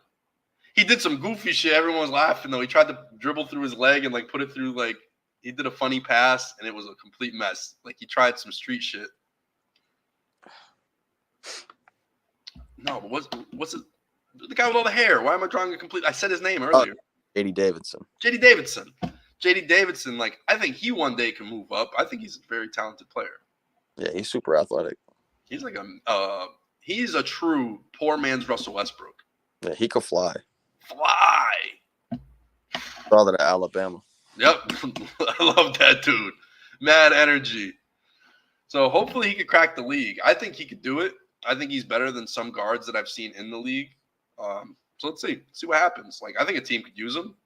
Imagine you throw him on the Wizards or something because they don't got a point guard. Mm-hmm. I think he would flourish. Yeah. Because I don't know if Tyus Jones is resigning. I don't think is he a free agent now? I believe so. Oh, he's still a free agent. Wow. I think he's still a free agent. I think the Suns were going to sign him, but they got Monte Morris instead. So there might be a bigger plan with this. I'd rather have Tyus Jones over Monte Morris. Me too. I like Tyus Jones a lot. Stones. Stones. So they started calling him in Memphis when he played for the Grizz. They're calling him Stones. He was great off the bench for the Grizz. Mm-hmm. When John missed all that time. Yeah, he was. A great leader of the offense. He's a game manager. He's like a Russell Wilson. He's the perfect guy to just put in there. He's going to run the offense. He's not going to do too much. He's not going to cost you. I don't want to be compared. Nowadays, Russell Wilson. I'm talking about Seattle Russell Wilson. Yeah, Seattle Russell Wilson was a lot better than Denver. Yeah. Game manager, great contract. You got him on like a rookie deal, basically. And he's just like doing his thing. All right. What else do we got? Have you been watching Summer League? Not really. You watch the Olympics? We're talking about the Olympic team now? Yeah, I watched some of the Olympics. I seen Serbia versus France. That was cool. USA has been killing shit. I don't even think the Canadians had a chance. They actually played better than I thought, and they got off to a horrible start. Yeah. Yeah, team was terrible. How do you Brooks tried to trip that little fucker? Dylan Brooks, oh yeah, like the first possession of the game. Twice too. He did it twice. Dirty ass play. I think the first one. How do you feel about the Derek White replacing Kawhi? I think that's good. You know, like I understand the Jaylen Brown thing, but honestly, he should be thankful. He's walking red carpets with Kasir Gondrezic. Mm. He won Finals MVP. Eastern. I know. Me too. I know he wants that gold medal, but like you got the gold medal. Exactly, and I still think Derek White's a good fit. I think he Oh, fits. 100%. He's a glue guy. He's not Yeah, going to go in there and want shots. yeah, he's not gonna. He doesn't need the ball in his hands. He likes to play fast. He likes to play with pace. He can shoot free ball well. He's the ultimate FIBA guy He's a great perimeter defender. He's the best shot blocking guard in the NBA. It's just in the world. it makes sense. It just makes sense. Even though he doesn't have that name, you know, you have all these superstars on Team USA, and then you have Derek White. But I'm completely fine with it. Yeah, Jaylen Brown's like pouting about it. It's tough when it's his teammate that got the spot. Yeah, I don't know if he should be pouting as hard. I think that's the one thing that he could really come off as disingenuous, especially after he won the Finals MVP. You got all the credit for this championship, and everyone is like really giving him the credit for this. yeah, but I'm not mad at him for him being upset. I mean, he's right for him advocating for himself, but when the replacement is your teammate and you throw a fit, it just how do you think Derek White feels when he sees Jaylen Brown throwing a fit over the spot? Yeah, I don't know if it's like that. I just think it's. I guess he wasn't thinking about that, but that's what I'm saying. Jaylen Brown might not have been thinking that in the moment, but that's how I interpreted it because I think about people and I think about psychology and everything else that goes into it, and you're mad because your man's got a job. But there's no basketball when reason. You're paid and you're labeled as the best, and he's getting an opportunity to level himself up. He just got a new deal. You got your deal last year, the biggest deal in NBA history. Finals MVP, Finals. You've been All NBA. You weren't All NBA this year, but you got it the year that it mattered in your contract year, so you could get the Supermax. Yeah, like everything has worked out for him. I understand he deserves it.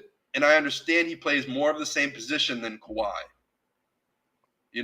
That's one thing I could say is that when you're losing a small forward, you should replace it with a small forward. Yeah, there's no basketball reason as to why he shouldn't be on the Olympic team, though. Yeah, so they think, he takes it as a slight. He thinks it's the Nike thing. It might be. It might be political. It might be a lot more political than we think. I think it probably is. But it's Derek White, and it's your man's, bro. It's not some other dude. Mm-hmm. They didn't just grab Chris Paul. They didn't grab Cooper Flag. They could have grabbed Cooper Flag for the fucking meme. You know what I'm saying? Like the Christian Laettner type shit, where Christian Laettner was on the Dream Team. Yeah. The one college kid, and it's the Great White Hope. Yeah, and he hasn't even played in college yet. Right. But that could have been the ultimate opportunity because he was killing on the select team. And they could have easily put him in with all the buzz that was going around Cooper Flag at the moment. If they put him in there, no one would be like, yeah, fucking Cooper Flag, let's go. I had more of a problem with that starting lineup. I didn't like the starting lineup that they had out there. What's the starting five? It was Steph, Drew, Booker, LeBron, and Embiid. But also Durant was out with that calf injury, and I think he's out for at least the next game too against I forget who they play. They play tomorrow, I think, at noon. Now we're in group stage, right? So it's Serbia, Puerto Rico, South Sudan. Yeah, this is still scrimmage though, I guess. Still scrimmages, okay. This isn't actually the Olympics. Mm-hmm. But I don't know. I think they should have you stick with Steph. I think Booker's okay in the starting lineup. Then you put in Tatum. I'll put in Anthony Edwards, to be honest. Edwards was cooking. So you'd put him in over who? I mean, I would take Drew out of the starting lineup and put in Edwards. I'd take Embiid out of the starting lineup, maybe put in Anthony Davis. Okay. I'd rather have Anthony Davis in the starting lineup over Embiid, especially with the way Embiid looked. Yeah. And he's not getting those same calls with the. No. He's really killing his name. He's like slandering his own name out here. It's crazy. I love it. Everyone's just like throwing shade, subtweets, even in person. People just talking in Vegas. Like, how you feel about Embiid? They hate him. And he doesn't really. And he hurt Mitchell Robinson. Yep. Like, that's the other thing. Let's not forget, he's a top 5 player, Joel Embiid. He really has all the talent in the world. He's Shaq, but somebody put a guard's brain inside Shaq, and that's who he is. And like it's a beautiful thing. We'll probably never see anyone like him again. Wemby could do his own thing, but like Embiid as just like that type of physical giant presence, not just being tall, but being wide and having like a real like sturdy base and being muscular and super strong and everything else and being so fluid. But yeah, he just dirty, bro. And then Dirty Embiid, as hell. Like when he has the ball, then he fucking falls and takes down Mitchell Robinson, hurts his knee, so then he can't play in the next series. Like, I don't know. That type of shit, it irks me in the worst way. You don't hurt somebody else, like really like cause bodily harm. That's fucked up. and he I ended, understand you could give somebody a little shoulder bump or whatever after an and one. You could do something like that. But when you're out here maliciously, literally going for 7-footers knees, that's fucked up. and he ended Danny Green's career pretty much Yeah, he did. because he flopped and he was his teammate. You're right. Tore his ACL and his Or his MCL teammate's ACL because he flopped and wanted to fall into somebody. and MCL. Right, and MCL ended Danny Green's career. Poor dude, man. But That's the type of stuff. It's like, but it doesn't really play with pace. Like I like the pace they play with. I thought the offense was more fluid. yeah, Joel's a ball stopper. Yeah, and I don't feel like that's not really the way they play in the Olympics. It's more pace. It's more fast. They're running up and down the court, and Right. Embiid really can't do that. Yeah. So it just doesn't make sense. I don't think to have him in the starting lineup. So I would have Steph, Booker, Edwards, LeBron, and AD, I think Cheddar would do.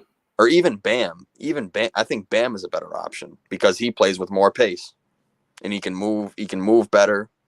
And he doesn't shoot from too far either. Bam's going to stay, inside 10 feet for the most part.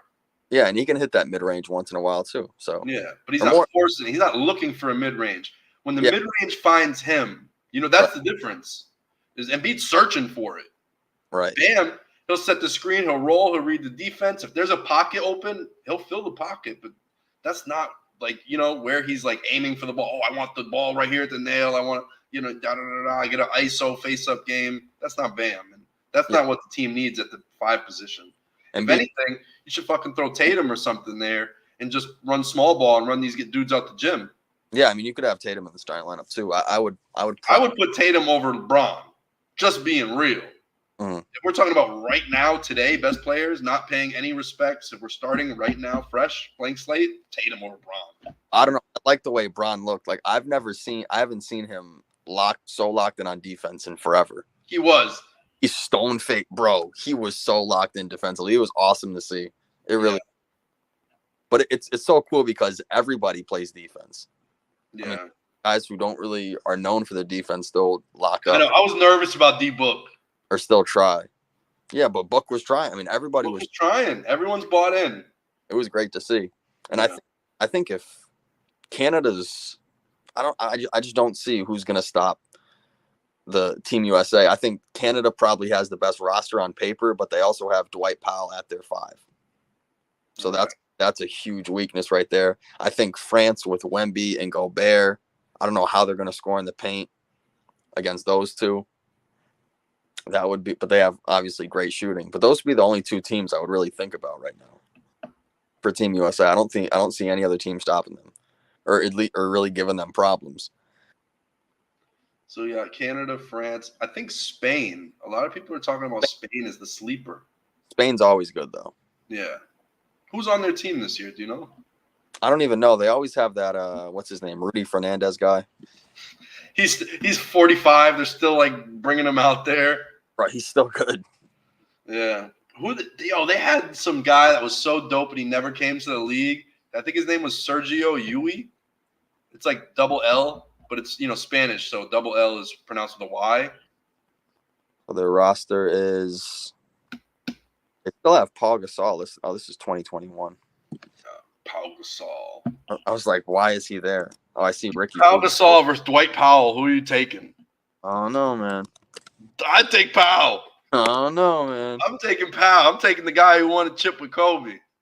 Let me see. Why isn't this working? 2 chips with Kobe. Roster. Oh, they got Santi Aldama. Look out. Yeah, there's Rudy I'd Fernandez. rather have him than Dwight Powell. Lorenzo Brown. I remember Lorenzo Brown. Juancho Hernan. They have the Hernan Gomez brothers. Okay. They have Usman Garuba. So nothing. So all bigs. Everybody else, I've not seen in the NBA. But the rest of the guys are just connectors. Yeah. Most likely. 1, 2, 3, 4. Is Juan Soto on that? Is Juan Soto on that team? Who? Is that his name? There's a Juan Nunez. Juan Nunez. That's his name. Juan Soto. What? Juan Soto plays for the Yankees. He's a baseball player who plays for the Yankees. Juan Nunez. He was in the draft this year. Dude's really creative and crafty and stuff. So it'll be fun to see. Yeah, but Spain's always good. But I just think on paper, if you look at it, I think Canada has the best roster to at least try and compete with Team USA. Mm-hmm. But that would be, to me, that'd be just about it. I don't see anybody else really stopping them. Have you seen my girl's back, Azurá Stevenson? She was open last night. She was really open. And me, I think I'm taking the L from Bob. Yeah, I might beat Jaden this week. Hand him his first L. Yo, I need that win too. there is no way Azurá really put up that stat line last night. I'm just looking right now. Yeah, I don't think she missed a 3. Bro, 4 for 4, 16 points, 8 rebounds, 4 assists, 4 steals, 3 blocks. And you have her in fantasy? Damn right. How much? Picked her back up. How much did she give you? 45. Damn. That's bananas. And you still lost last night. Jesus. I know. Monique Billings gave me a -1. She only played 4 minutes. Did she get hurt? She's been playing a lot less lately. I don't think she got hurt. But playing a lot less for who? Just Howard? Yeah, because I guess Howard's back. Kaylani Brown played really well last night too. McCowan saw less minutes too. What's happening with McCowan? I don't know. Yeah, she only played 17 minutes last night, I think. Mm-hmm. And then she played bad the other night too. She only had like 4 boards. Yeah, I don't know what's going on with her. It's weird. Yeah, I messed up. Somebody asked me for some fantasy advice, said McCowan or Stevens. And I said, it's McCowan. Stevens is always overpromised and underdelivered. McCowan is always overachieved. Yeah. If you had a gun to your head and they said, who's going to have a better night today, Azurá Stevens or Tierra McCowan? Probably pick McCowan. I'm picking McCowan every time. He's usually a double-double machine, so. That's what I'm saying. Double machine. And Stevens, typically you're like 6'6", shoots threes, long, mobile, big. She's like everything you'd want. But then when you see her play, like she just doesn't do that. This is only her third. Last night was only her third game of the season too. Right, and she's coming off rust. What you'd think to be rust. Yeah, there was no rust last night. You don't even like her at UConn. I did. You didn't. No, she wasn't good at UConn. She wasn't good at UConn, but I bought into the promise. I was like, yo, she could be something. Like, there's a lot of tools here. She's got to work on it. She's got to learn a lot about the game. And I guess she's a good person. It seems like everyone in the league really likes her. Mm-hmm. I think we've talked about this. Maybe like a year ago, early on the pod, we talked about this with her like following like the WNBA players on Instagram and like in the off season when they post like all their friends that they meet up with in EuroLeague and everything. Oh, I'm playing against, and everybody posts whenever they play her, and they're like always best friends with her and everything else. Like, she just seems like a good person. Yep. So I root for her. But yeah, I chose McCowan last night, and he said I'm out of his will. Damn, that's tough. I got taken out of a will last night, all because of Tierra McCowan couldn't grab a single board. What a night! What a night! Yeah, it was a rough night for me. No, it was a good night, but it would have been better if I was doing good on fantasy. Yeah, I needed this one. I think I'll get it this week, hopefully. And then Sims has been a revelation.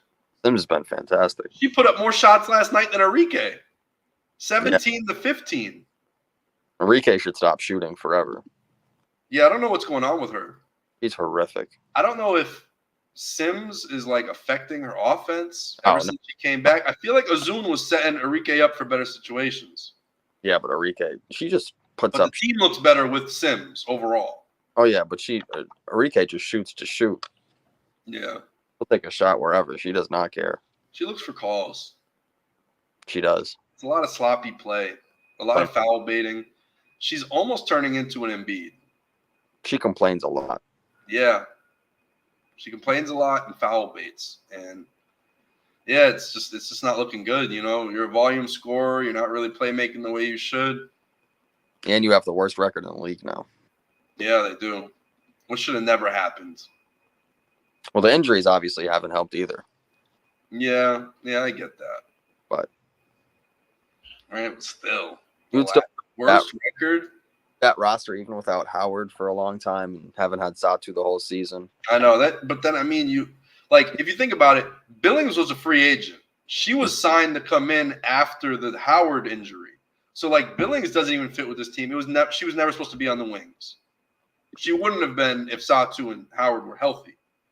But then you get Satu and Howard out. Now you got Segrist, and they have to sign Billings to fill in. And then Segrist gets hurt, and then Billings she's been solid. Yeah, she got off to a really good start. She really has. She's been solid. I mean, I don't know what happened last night. Like I said, I wasn't watching. I was busy. So I was doing other basketball-related activities. And I would love to know why she only got 4 minutes, 1 rebound, 2 turnovers. I'm not sure. Yeah. Those minutes are always weird with McCowan, too, so I don't know what's going on. Yeah. But I don't know if you've seen my fantasy team lately, but I stocked up. After this Olympic break, it's a wrap for y'all. You got Shakira Austin? Okay. And Satu. Yeah, I dropped Satu. I have Sykes on my IR now. Hopefully Sykes is back. I need her back. As soon as I seen you drop Satu, I'm like, I'm getting it. I already kind of acknowledged I was going to take the L from Bob this week. So I'm like, let me see what could happen. This is the last week of fantasy. I'm already going to lose because Bob's team's better. But I could pick up 3 girls on the IR that will be back after. Right. And that's where I think I'm going to take off. I need some more centers, and I don't have on the waiver wire. There's nobody. And I got 3 of them. 3 starters, gems. I might need to throw in some trades. Griner, Brianna Jones, and Shakira Austin. And then I got Aaliyah Boston, who's listed as a power forward or listed as a forward for some reason, but she's a center. The way they list the positions are ridiculous. They are, I know. Like Diamond Miller, guard. I could kind of see that, but the Boston forward makes no sense. I think Diamond Miller should be like a guard forward. Yeah, everyone only has one position. Yeah. Stupid. They don't really offer too much flexibility, which I don't like at all. Yeah. But yeah, Aaliyah Boston should be a straight up C. I wouldn't even put a CF. I would just say she's a center. Yeah, me too. I've never seen her play power forward. Yeah, she's not at the 4. She's definitely a 5. Only a 5. Maybe with Queen. I think maybe they tried to run her with Queen a little bit. Yeah. But I mean, come on. If she's a forward, then are you saying Alyssa Smith is the center? Like, what are we talking about? You know what I'm saying? Like, it gets that ridiculous that fast. The second you ask one question, there's a weight to it. Yeah, she's definitely the 5. She's the 5. We know that. So yeah, I got Aaliyah Boston, but yeah, luckily she's a forward and she's can go in flexible positions. But what else?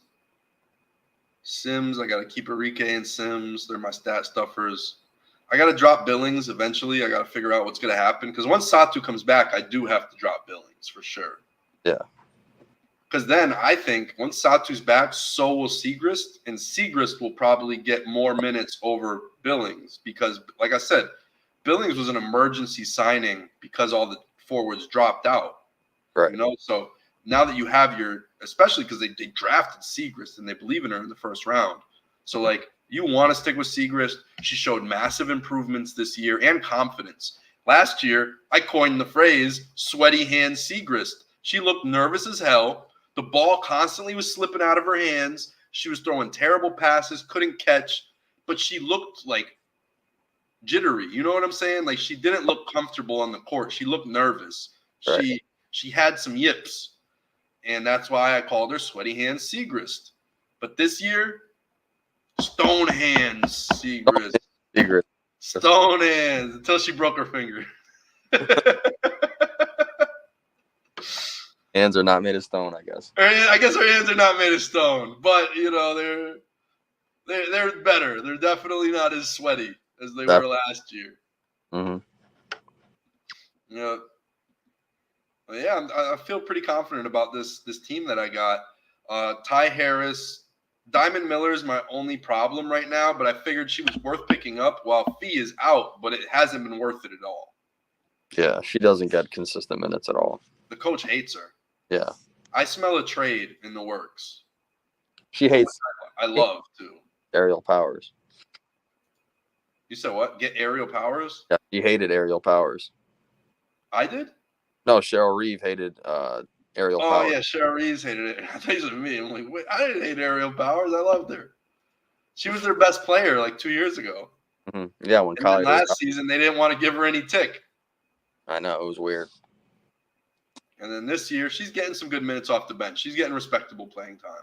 Yep. She's being a good role player and everything. As she should. But we know one thing. Diamond Miller's not getting traded to the Dream for Powers. Right. I wonder where she could get traded to, because I think that's what they should do. Because they're in win now mode.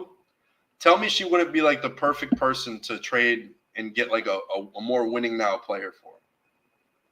Yeah, I mean, they have a really good roster right now. They have a deep roster, that Lynx team.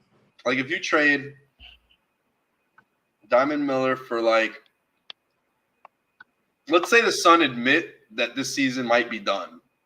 Because I'm telling you, there's some nights you watch the Sun and they struggle to score 50 points. Their offense is awful. It doesn't make any sense why their offense is awful. You have a playmaker, a champion, NBA champion, Natasha Cloud. Like, people forget that shit. She was a point guard on the championship team. What? Mercury. On the what? You said the Sun. I don't know why I called them the Sun, like the NBA. I have no clue. Tired brain, bro. I'm like, I'm on 2 hours sleep. We're talking about the Mercury now. Yeah, I'm talking about the Mercury, not the Phoenix Sun. I'm talking about the Phoenix Mercury. That's what I was saying. Natasha Cloud, NBA champion. Kalia Copper, NBA champion and finals MVP. Yep. Diana Taurasi, the all-time leading scorer. Brittany Griner, the only girl who could dunk drop step, like an actual dunker, 6'9", shot blocker. She's got bigger feet than Kareem. She's got bigger hands than LeBron. I'm serious. Brittany Griner is an anomaly. She is the first Wemby. And no one – I mean, we gave her the respect when she came up, but I feel like a lot of people also disrespected her. Like whatever. She went through a little domestic violence stuff, so maybe she could throw her a little slack with that. She got arrested in Russia for having a little weed on her. But other than that, on paper, that Mercury team seems like they should. Right. On paper, that Mercury team is crazy. And like I said, they literally have like the first Wemby. So I don't get where the problem is. And then you have Rebecca Allen at the 4. She's not selfish. All she does is play D and shoot threes. And you have Sophie Cunningham. And you have Sophie Cunningham coming off the bench. Whenever there's an injury, whenever anyone's like slow or has an off night, Sophie Cunningham comes in, gives hustle defense, always grabs a steal, always hits a 3. You have these role people who are filling these positions. Why aren't these superstars doing anything? I don't know. Like the Mercury, literally stacked. It's blowing my mind. Truly blowing my mind. Yep. So I don't know. That's what I'm saying. So I don't know if they want to make a trade and you make a move because the Lynx are win now. Like they won the in-season championship, or what do they call it? The Commissioner's Cup. Yep.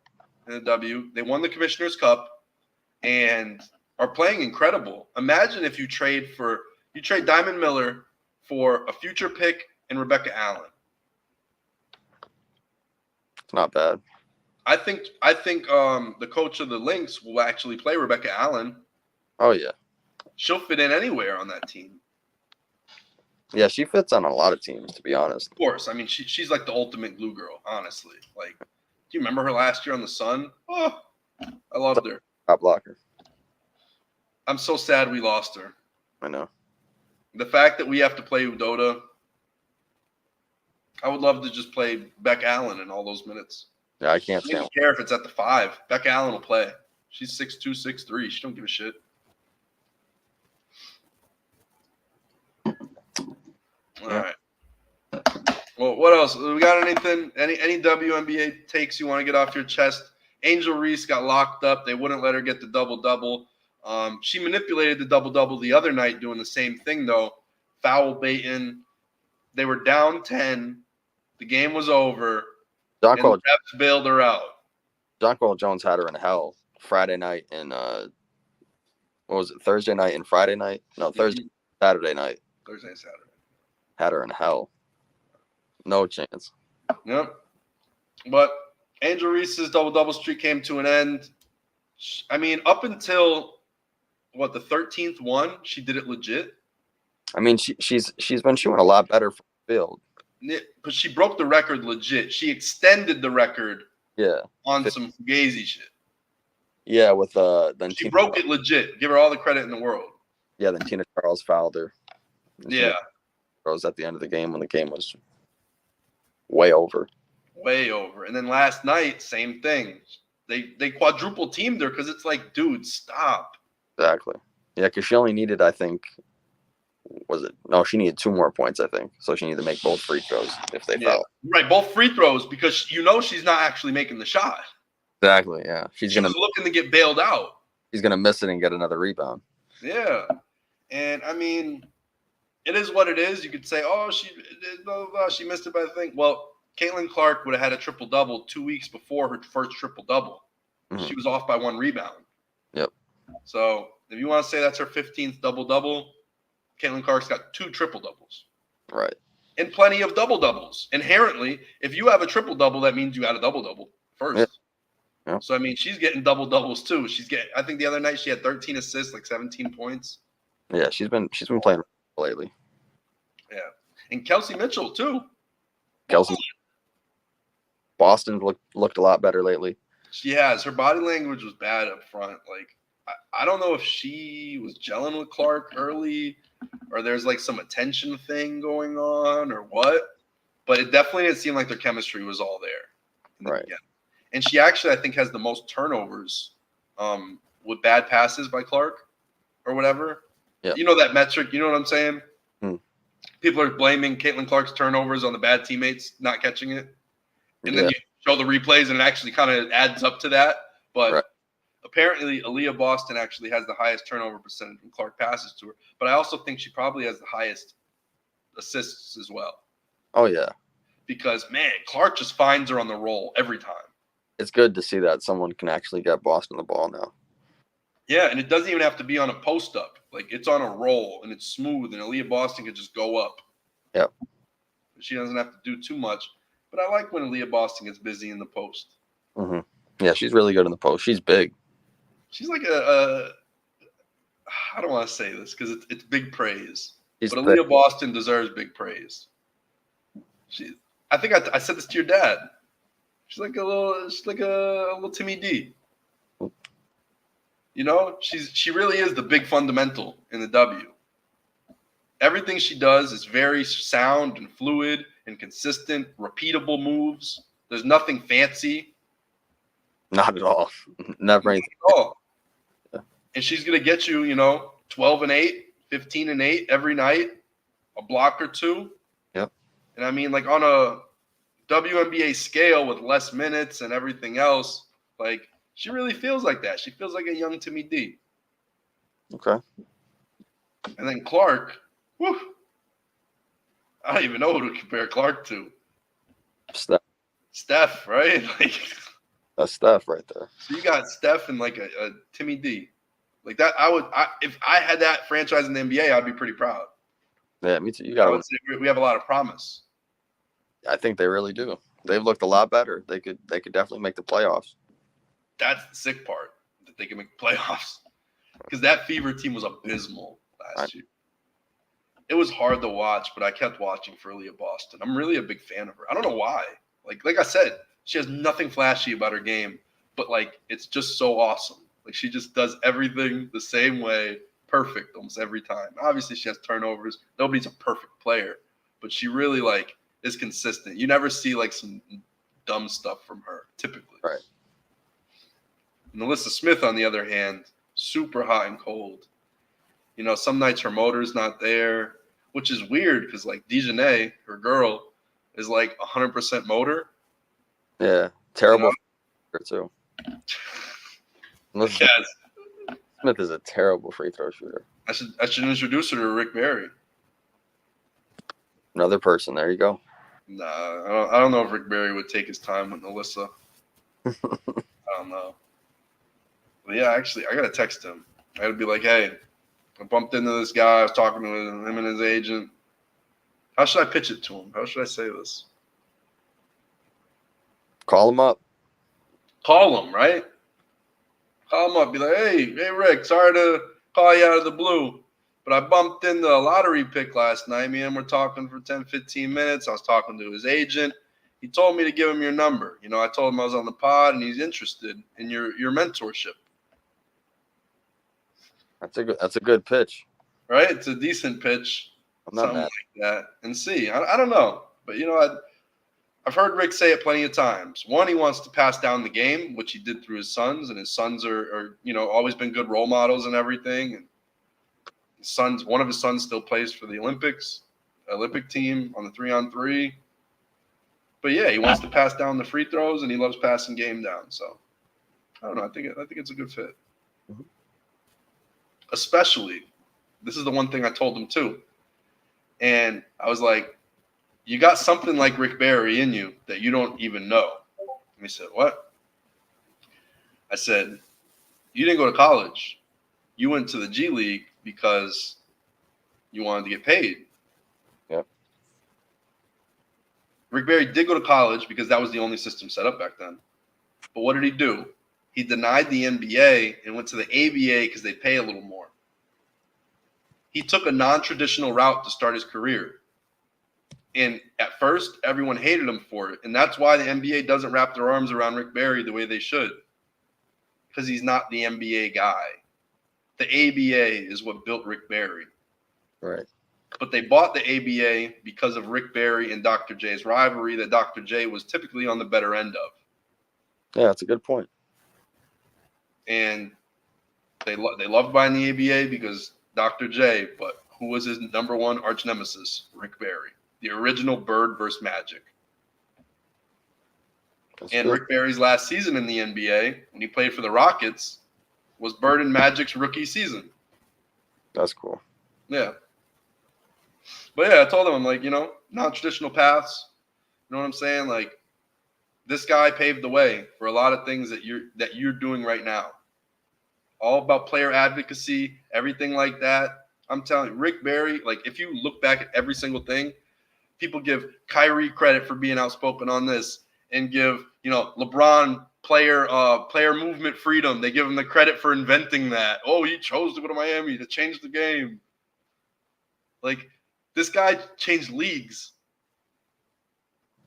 You know what I'm saying? And he actually did the James Harden thing. Remember, I said this. He trolled his way out of Virginia because he wanted to get out of there. He started making fun of the people's accents in Virginia and saying his kids don't want to talk like this. And like, he literally did a whole bunch of crazy shit and like has a lot of like knowledge and faced the repercussions for the stuff he did. But now people get, you know, looked at in a certain way for it, and it's just funny. So I say, yo, trust the non-traditional path. Trust the guys who paved the way. But anything else? How's the sun? Let's end on the sun. The Sun. I don't even know. I haven't been following him enough. What have you been doing? Golfing. Golfing? Really? I've been golfing. I'm terrible at it, but Yeah, I'm not too good at golf either. it's fun though. We used to play the little the mini golf and the pitch and putt or whatever. Yeah, now I'm on these like 500-yard courses. Who do you play with? One of my friends, Josh, Oh shit! shot. And he takes it serious. He's been golfing for like 20 years. He's been Oh. golfing since he was little, so he's really good. Yeah. Mhm. But yeah, that's what I've been doing a lot. Well, the game's about to start. Sun and Mercury. Yeah, I won, right? Yeah, I got to put it on. Yeah, it's on right now. What channel? And cool. We'll end on that note right here. Here, I'll zoom in a little bit. So this is my fast break lineup for tonight. I need 10 threes and 3 steals. 10 threes and 3 steals. That's a lot. Like 10 threes is crazy. That's 2 per player.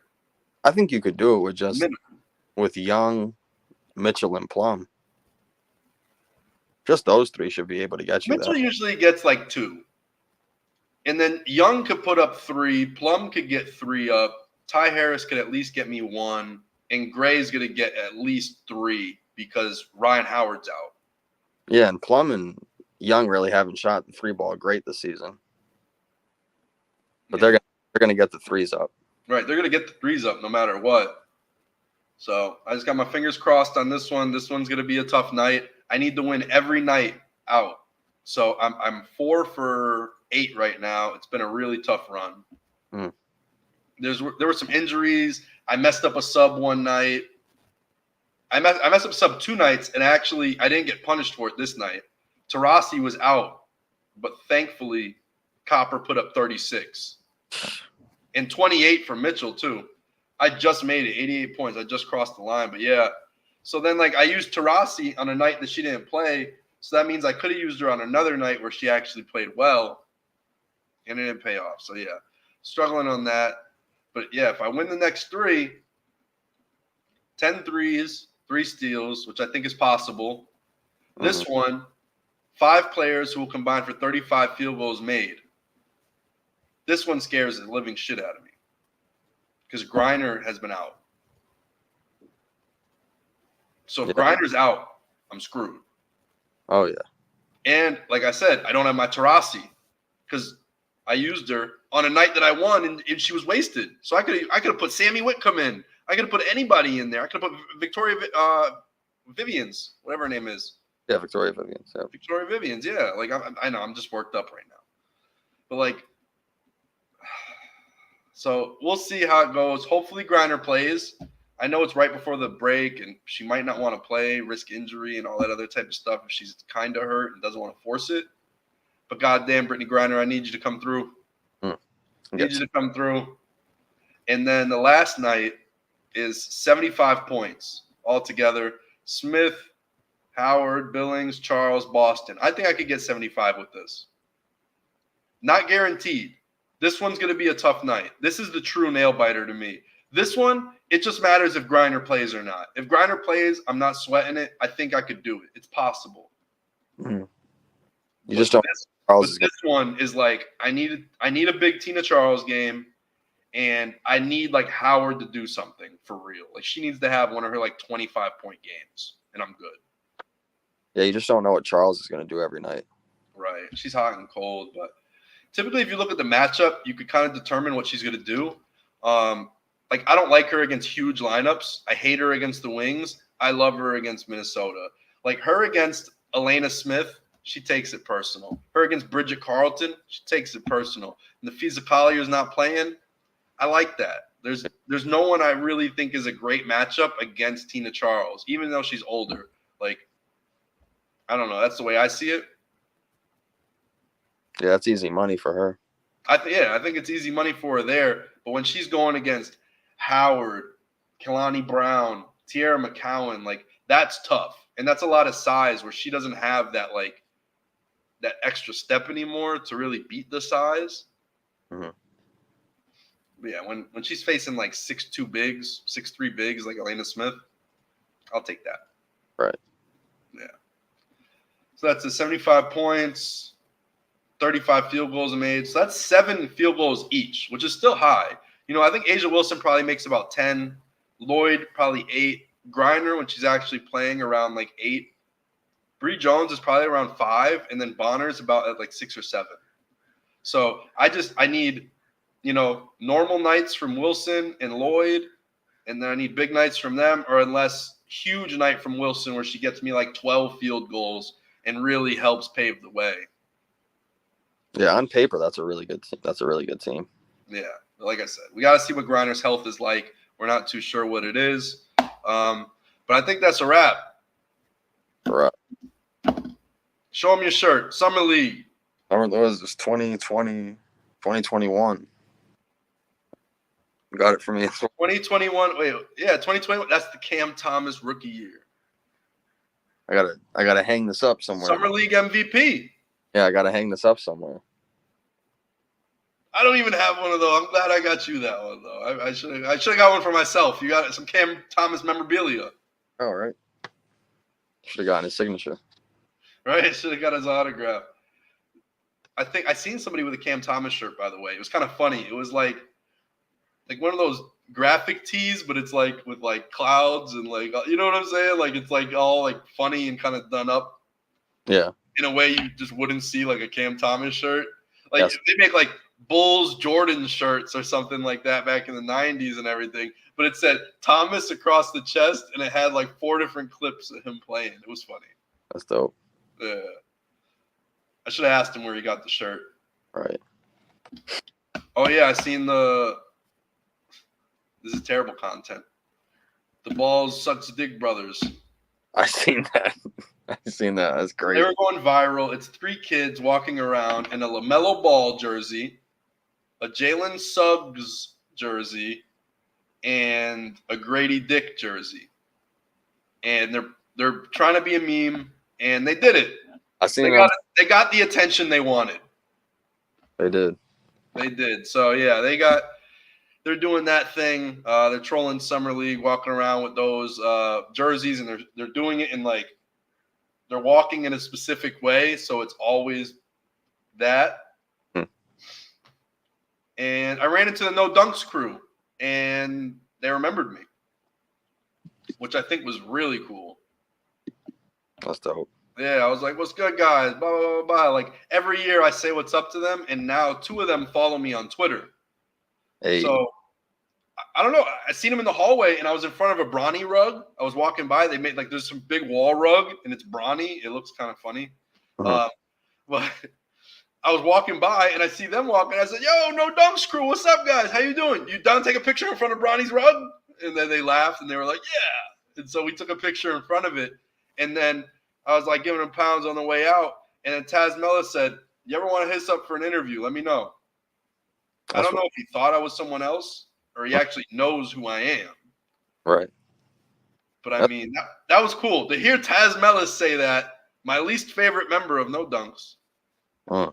Sorry I had to say that. I'm brutally honest. But like, I love Trey Kirby.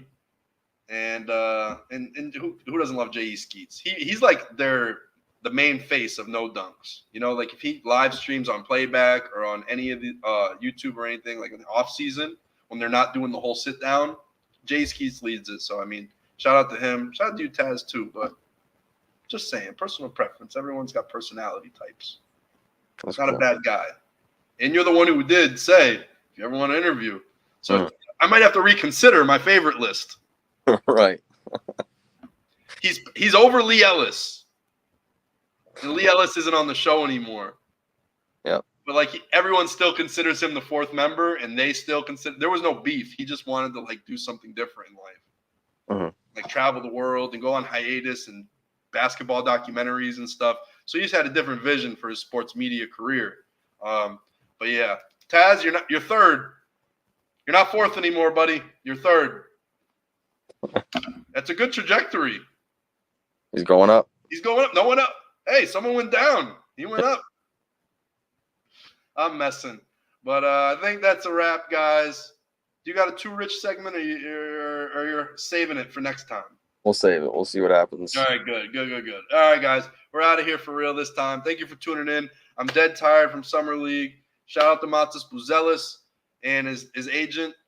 We're going to try to connect some cool stuff. But all right, y'all. See you next Sunday. Peace.